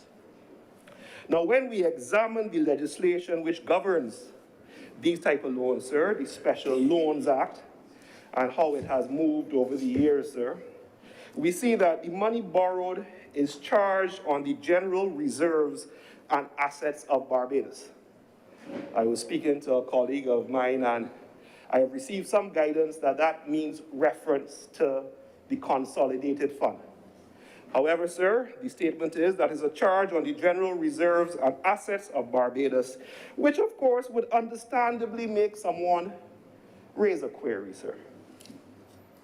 Now, I have also heard in previous years and iterations that we should not fear lending nor securitizing on property within Barbados because you can't take it up and carry it away. I've heard that statement made. However, there have been examples where entities have resulted, because of financing obligations, in the increase of charges and tolls and responsibilities. So when persons raise queries, I think that the correct or maybe the ideal thing to do is to embrace them, engage in the dialogue, and certainly understand, as I was told by a colleague today, that the money is being borrowed for development. They're not borrowing the money to lick it out, Mr. President. They're borrowing the money to develop the roads in Scotland District. I don't think anyone will say that this project ought not to move forward.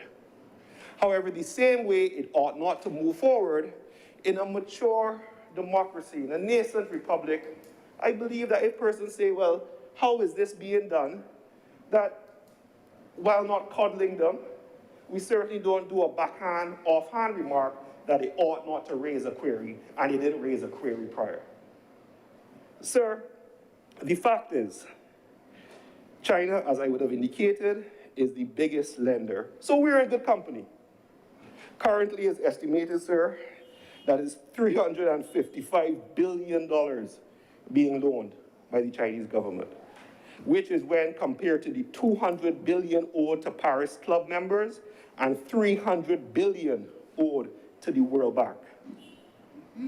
Those who have fears, sir, and I think is almost a derogatory term, I think it is derogatory, sir, like to refer to it as a debt trap. And they give the examples of the Sri Lankan port, of the Maldives development, sir, Angola, and Pakistan. But these are places which borrowed billions of dollars. In this case, we are dealing with a loan of $250 million. I think that any fear with regard to debt trap in that regard will certainly be ill-founded. However, because we are so exposed to the media, because persons may not be as informed as to the potential risk or how normal this type of transaction is and the need for access to financing, we must be aware that comments will be made. Sir, as always, after giving the analysis and the perspective, it is simply this. The government is seeking to provide a means and a ways to fulfill an election promise as stated by my friend Senator Paris. It certainly should be encouraged and be allowed to get on with these projects, and the question as to whether the ends justify the means, well, time will tell. The amount, sir, I don't think it's startling. I do not think it's frightening. I have some questions as to regard to what is the security, but what choice do we have in these present circumstances? What choice do we have? So I believe that the dialogue needs to be considered that it is coming from a genuine place, and the fact of the matter is that at the end of the day, somebody has to pay the piper. While we are cognizant of that, it is being done for development, and I therefore support the resolution. I thank you, Mr. President. Thank you very much, Senator Kevin Boyce. Senator Roberts Odom.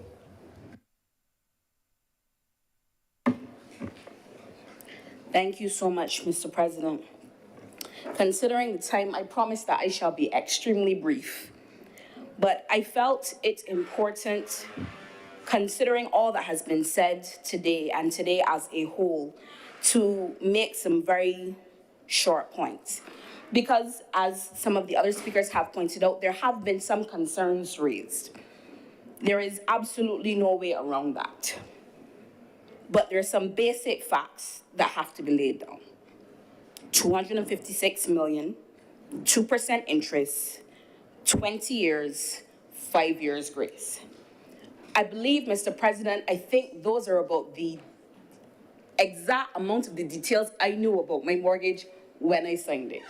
As my hand was shaking as I went across the page, as a child of, well, as someone who would have spent most years at the bottom of the economic ladder, anytime I see large numbers on a page, I start to get nervous, particularly if I have to sign on that page.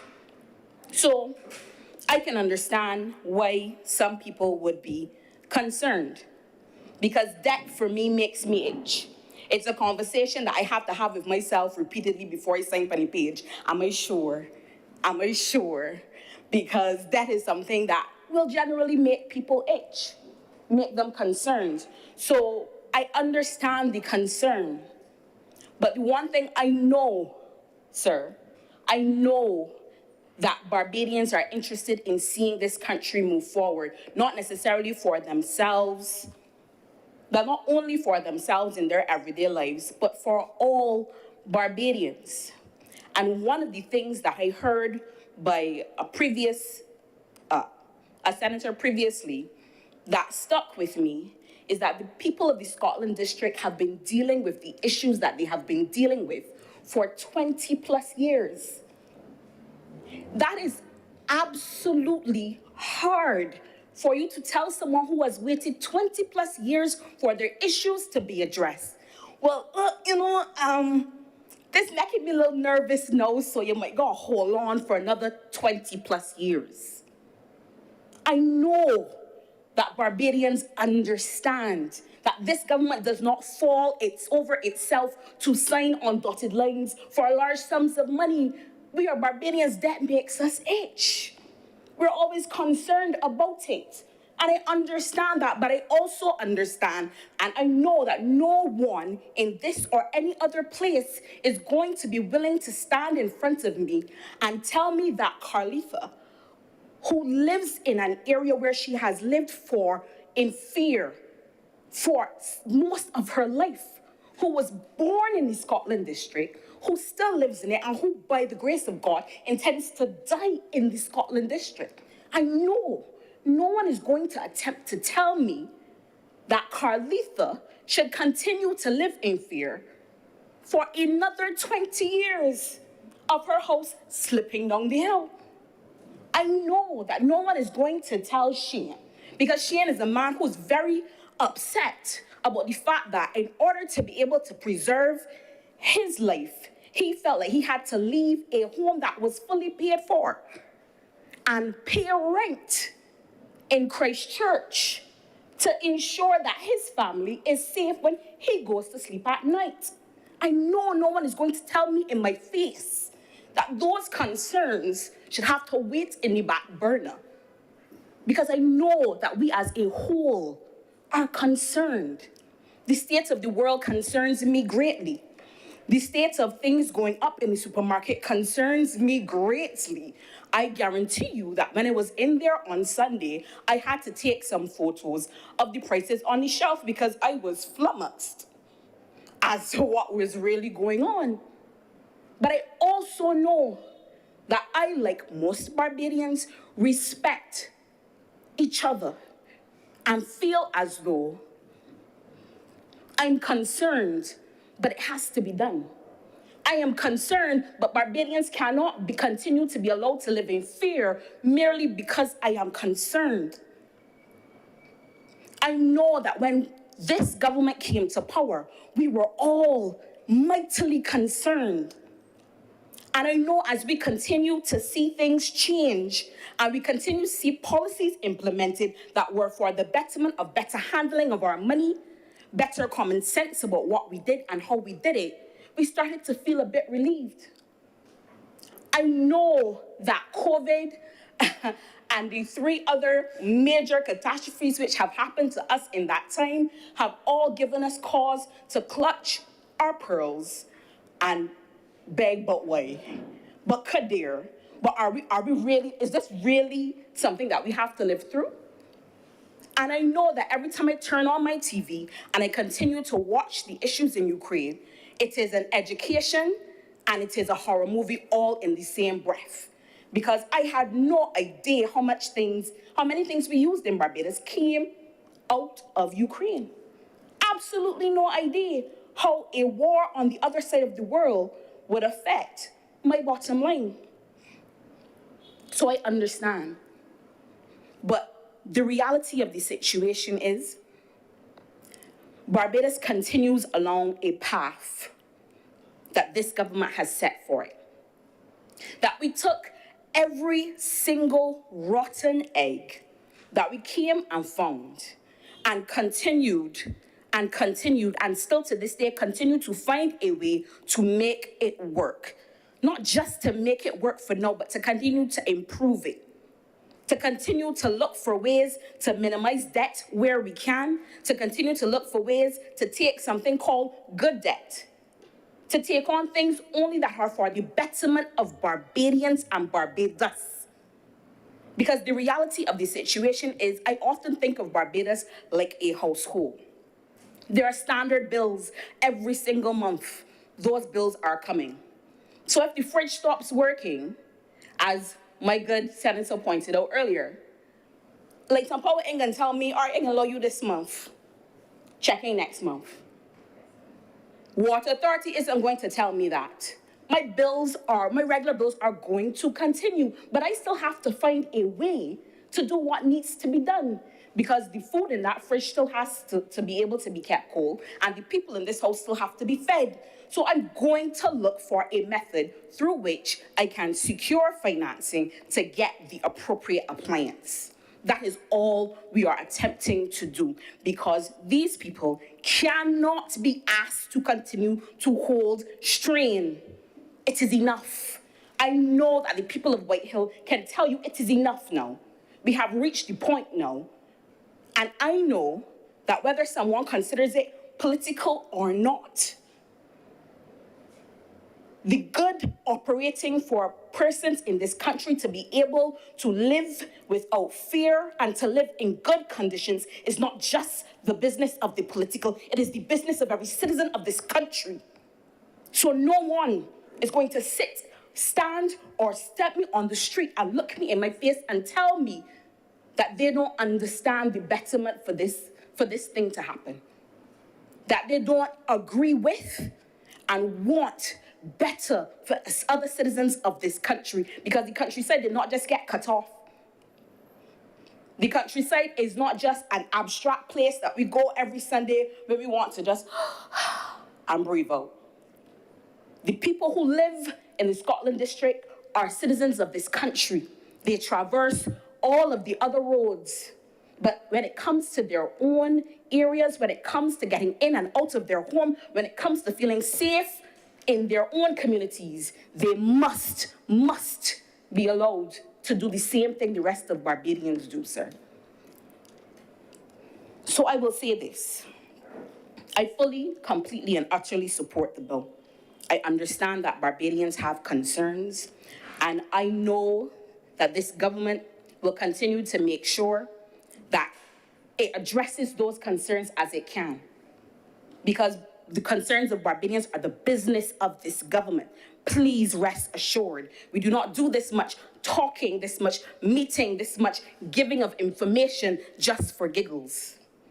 It is to make sure that Barbadians are getting as much information as they can. So I know that we will continue to give information as this project rolls out, sir. But on the point of this project, I want to stand and say on behalf of the people of Scotland District, I am exceedingly glad. I am exceedingly happy, because as one pointed out to me not too long ago, the light at the end of the tunnel was beginning to seem as though it was in a different tunnel. So I guarantee you that they are happy, sir, and that the rest of Barbadians, despite their concerns, I am sure will support this measure, sir. And with those few words, I am obliged. Thank you very much, Senator Roberts Odle. Senator Mr. Maynard. Thank you, Mr. President. I will be very brief. Mr. President, I am exceptionally pleased to see Senator Walcott in the chamber. And I know, Mr. President, he'll wish to remind me that as a young man, I invested in a little property in St. John. And he inherited massive properties in St. Lucia. But we're in different countries. Mr. President, I am pleased that this government has decided and is on the path of a comprehensive road program in that important part of our island. There are some roads, Mr. President, that I traverse in a sizable vehicle that have not been fixed in 30 years. And it hinders development. And it makes the life of people living in those villages really difficult. Because not even your bicycle can survive the humps and the bumps. But more importantly, Mr. President, if you have to come outside every morning and wait for a bus on half of a road that is falling away, it doesn't do a lot for you.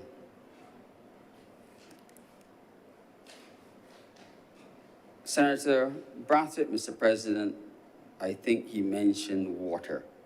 And our Scotland district has many, many streams that most people don't even know exist. They drive over them over the culverts. And they are really important. And I hope that when this road rehabilitation program gets underway, that due consideration is given to not disrupting, Mr. President, or destroying our streams. Mr. President, during the last BLP administration, some extensive works were done in Springville. BLP, Barbados Labour Party. And it changed entirely the access from Welshman Hall down to Friendship Baxter's and St. Simon's. And even today, yeah, it's overgrown with some grass.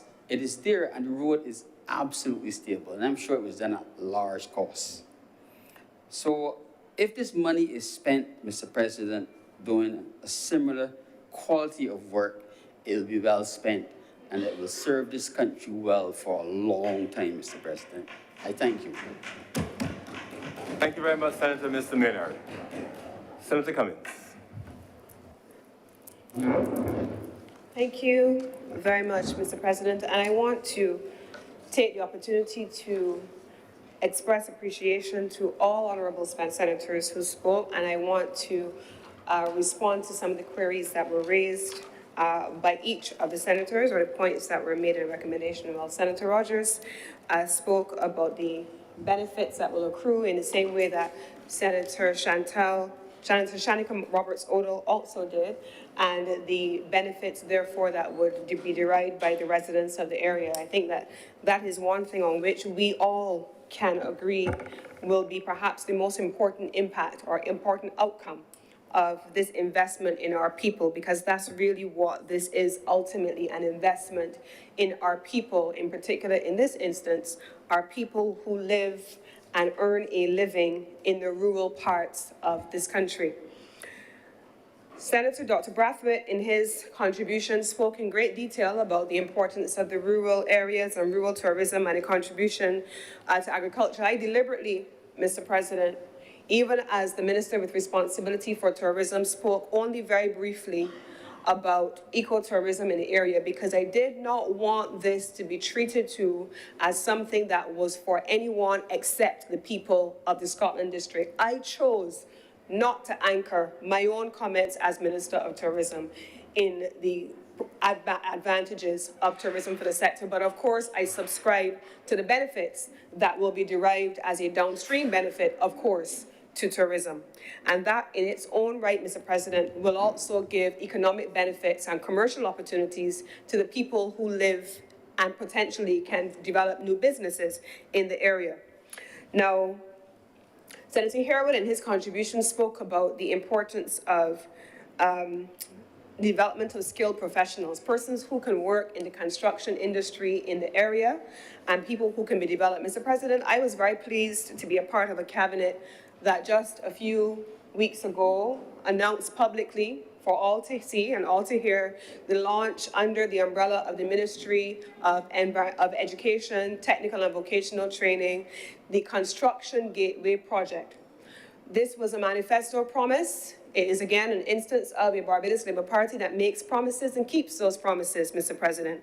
We undertook to make the commitment, Mr. President, that in an ambitious capital works program that we envisaged over the next 10 years, that we felt, Mr. President, that whether it was in the area of house building, in the area of preparedness for disasters or resilience, or even in specialized skills, that there was a need for us to train thousands of Barbadians in artisanal skills and to allow those persons to then be the forerunners in the construction boom, including these kinds of construction works. And I am pleased that that project has started and has been launched. And I believe that it is running as we speak, Mr. President, with Barbadians having applied to and being a part of that project. In addition to the training, Mr. President, of artisanal workers in Barbados, which is for what is being described as the future construction boom, including all of these capital works projects, Mr. President, it does include the provision of startup equipment. It does provide provision for financial literacy training so that they have the rudiments of how to start and run and maintain a business. It does include inclusion. It does also have reference, Mr. President, to the inclusion in construction projects which are being led by the government of Barbados, by this government of Barbados. And so I would risk to venture, Mr. President, that this is something that this administration anticipated, planned, and is already executing. Now, Senator Drake spoke about the importance of a communication package. Every major project executed by this government in this way has had an inbuilt communication project. There are also monies that are usually allocated for the retention of communications professionals whose responsibility it is to ensure that people are kept aware of what is happening. In addition to that, Mr. President, every single member of Parliament representing a constituency that falls within the Scotland District area has also been asked to ensure that, one, they are kept abreast with the Ministry of Transport and Works for the work that is being done, and that they use their constituency offices, their relationships with their constituents, their WhatsApp groups, their bulletins, all of that, so that you have the institutional PR communications being done by the project itself under the umbrella of the ministry, as well as the constituency representative. That is inbuilt into the project, Mr. President. I also want to make reference to the question about debt, because, Mr. President, I think Senator Roberts-Odell raised it well. Barbadians are uncomfortable about debt. I am uncomfortable about debt. It's something that all of us are uncomfortable about when it comes to incurring additional responsibilities. And I think we also accept that there is no certainty about tomorrow. While we hope to be inspired for tomorrow, and we hope that tomorrow will come and it's a brighter tomorrow. I think that in 2019, Mr. President, when we came to office, after having come to office in a way that you have described, Senator Drake, through you, Mr. President, after all of that activity in 2016 and what happened then in 2018, and having gone through the debt restructuring, and you're thinking, yes, we're excited, we're ready to go, and then boom, by February 2020, the world had changed, Mr. President, and we thought, let's stay inside for a few weeks, and a few weeks turned into months, and it turned into 2.5 years. So we don't know what tomorrow brings. We don't have tomorrow planned, but we have to make sure that as a people, Barbadians, especially now, understand that if tomorrow comes, and when tomorrow comes, we as a government have a responsibility to prepare for that tomorrow. We have a responsibility to mitigate against the risk of what could happen, but also to accept that there are those things which we could at best describe force majeure, and then we have no control over them, but we have to plan. If I was afraid of flying, Mr. President, but I wanted to get to New York, I'd have to be able to get some pills, and I'd have to be able to do all the mitigation, and I'd still get on that plane, and I'd make sure that I can go. But I can't not go because I'm afraid of what could happen, because I just have to be able to do it and to put every single measure in place, Mr. President, to mitigate against a negative output. Now, on the question of the governing by Chinese law, my understanding is that, and I've seen a few contracts in the last 2.5 years in my ministry, and each of these contracts, Mr. President, is submitted to the Office of the Solicitor General for extensive review. And in many instances, most contracts either fall under the laws of the country where the company is originating, or it falls under the laws of Barbados, depending on what the nature of the contract is. There's nothing extraordinary about the laws of China being the applicable notion here. It actually, in fact, most of us have banking relationships with commercial banks that are not based in Barbados, and they are governed by the laws of Canada or anyone else for that matter. And this is no different, and I want to make sure that the public is able to put that in context. Then, Mr. President, I want to speak about what if. Now, Senator Drake spoke about whether or not we would be in a position if something happens, if the worst happens, and made the comparisons between what happened in 2016, the evolution from 2016 to 2018, where we are now, and what could happen in terms of recessionary conditions. Those things are all true. But aside from the debt, Mr. President, aside from our ability to repay the debt, there is also the reality, Mr. President, that at this time, in 2018, we made a commitment as a government to have Barbados restored to 15 weeks of import cover. We not only had the debt as at 2016, 2018, we not only had the debt to GDP ratio at 2016, but we also had depleted foreign reserves with very little import cover. We made a commitment in 2018 to return to 15 weeks of import cover. Today, as at 2022, Barbados has 39 weeks of import cover. That gives us an entirely different scenario when you put that into the mix. If tomorrow comes, what could happen? Our Barbados's ability to respond is entirely different today than it had been then. And the final thing that I want to say is this, Mr. President. In the last Parliament, this administration came under heavy, heavy fire for recruiting and retaining an economic advisory team. We pulled together a team of people with impeccable credentials from around the world on loan from some of the major institutions in some instances, and they were roundly vilified in this country. Mr. President, I would want to take this opportunity to say that where Barbados is now is a significant credit to the public officials who have worked on that team in the Ministry of Finance and Economic Affairs. It is a significant credit as well, Mr. President, to the benefit of the development resources, but it is also a significant credit to the economic and the financial advisory team that this administration has been able to bring and keep on board in order to guide its fiscal affairs. Mr. President, I want, in coming down the line, to respond to Senator Boyce. I'm sorry that he has spoken and run away without having the benefit of a response. But, you know, the beauty of leading the debate on bills like this is that you kind of know what you will start with and what you will close with. And you consider if you will close with it based on what is said. So there was a door that was opened, Mr. President, that I wasn't sure if I was going to walk through, but Senator Boyce having opened it, I am quite happy to walk through it. Mr. President, in 2016, the government of Barbados, very much so not under the Barbados Labour Party administration, the previous Democratic Labour Party administration did borrow $170 million from the same bank. They did borrow it, Mr. President, at 2.5%, and so the argument could be easily made if someone wanted to. That, all right, well, when I said 2%, it was 2.5% in 2017, what was the big deal?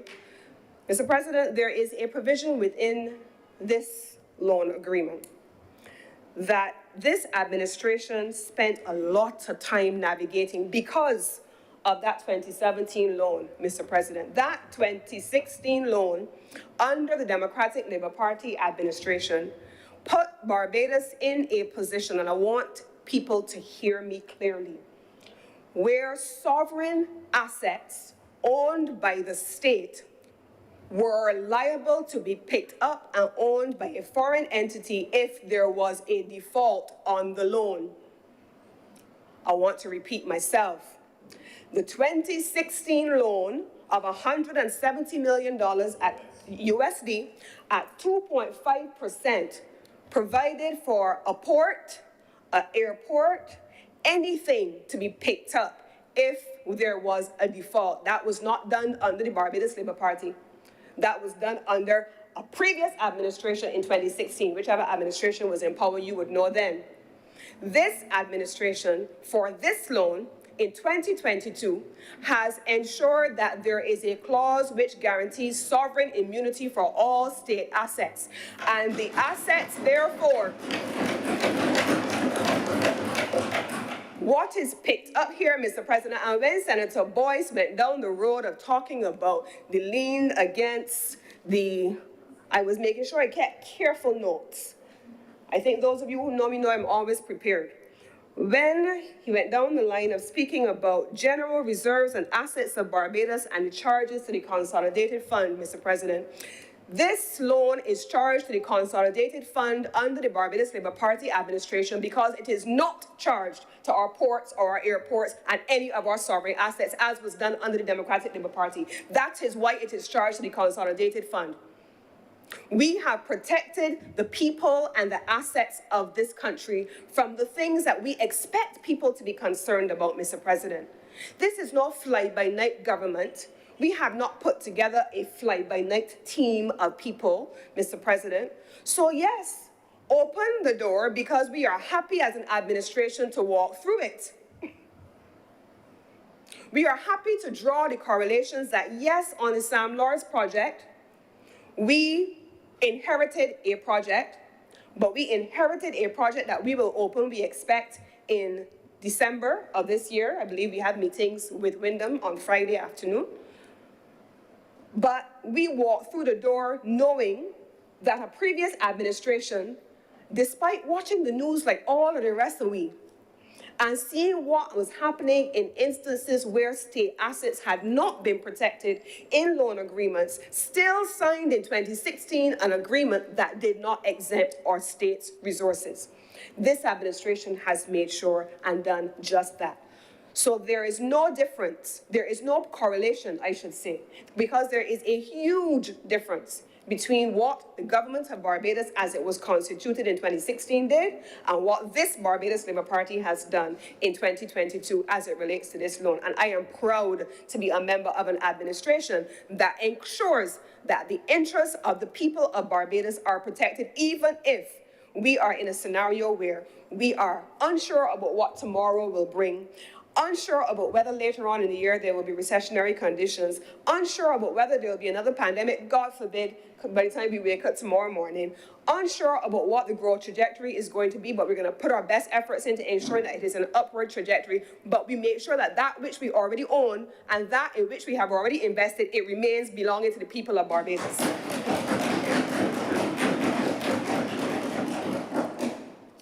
Mr. President, I want to assure Senator Maynard that the springs will remain intact. Barbados will ensure through the various environmental agencies that the environmental assessments are done and that they are maintained. In fact, you would recall that in our manifesto as well, and is already beginning to be rolled out, I believe the Ministry of Environment has already started a project along these lines to maintain our gullies, our caves, I may have mentioned that before, but also to ensure that our natural waterways are also maintained and are protected. And I give the assurance on behalf of the government of Barbados that this project in the Scotland District area will be no different. Mr. President, in closing, I want to recognize the work, the advocacy work that has been done over an extended period of time by the members of Parliament who have represented the Scotland District areas and the constituencies in the Scotland District area. Retired Member of Parliament for St. Andrew, Mr. George Payne, has been a voice in the wilderness for decades, crying out for the interests of the people of St. Andrew who have not benefited from any rehabilitative work or any restorative work for decades, perhaps for as long as the Barbados Labour Party has been in office in those areas. The Member of Parliament for St. Thomas, the Honourable Cynthia Ford, has also been crying out for an extended period of time for rehabilitative work to be done in St. Thomas. The sitting Member of Parliament for St. Joseph, the Honourable Attorney General, Mr. Dale Marshall, has also been crying out for rehabilitative work to be done also in that area. If we were to go up to St. John, in the area that you mentioned earlier, St. John has had 2 prime ministers over the course of its lifespan, and it has not benefited from any significant rehabilitative works. It has done so under this administration, under the leadership of the Member of Parliament. No.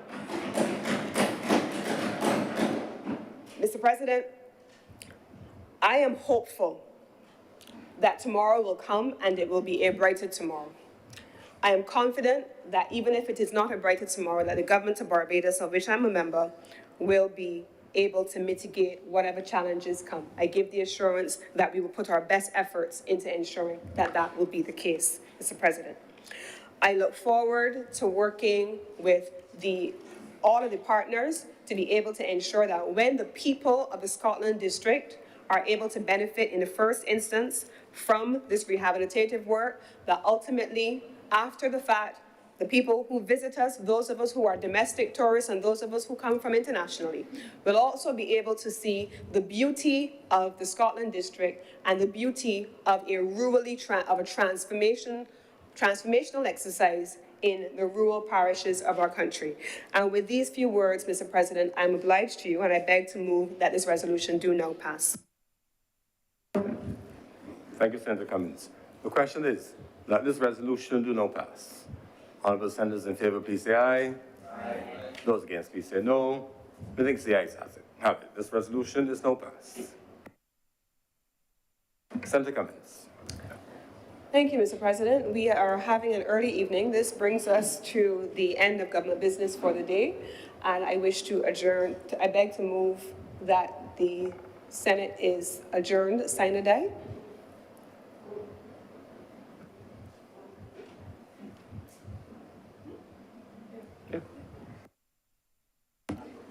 The question is that the Senate be now adjourned sine die. Honourable senators in favour, please say aye. Aye. Those against, please say no.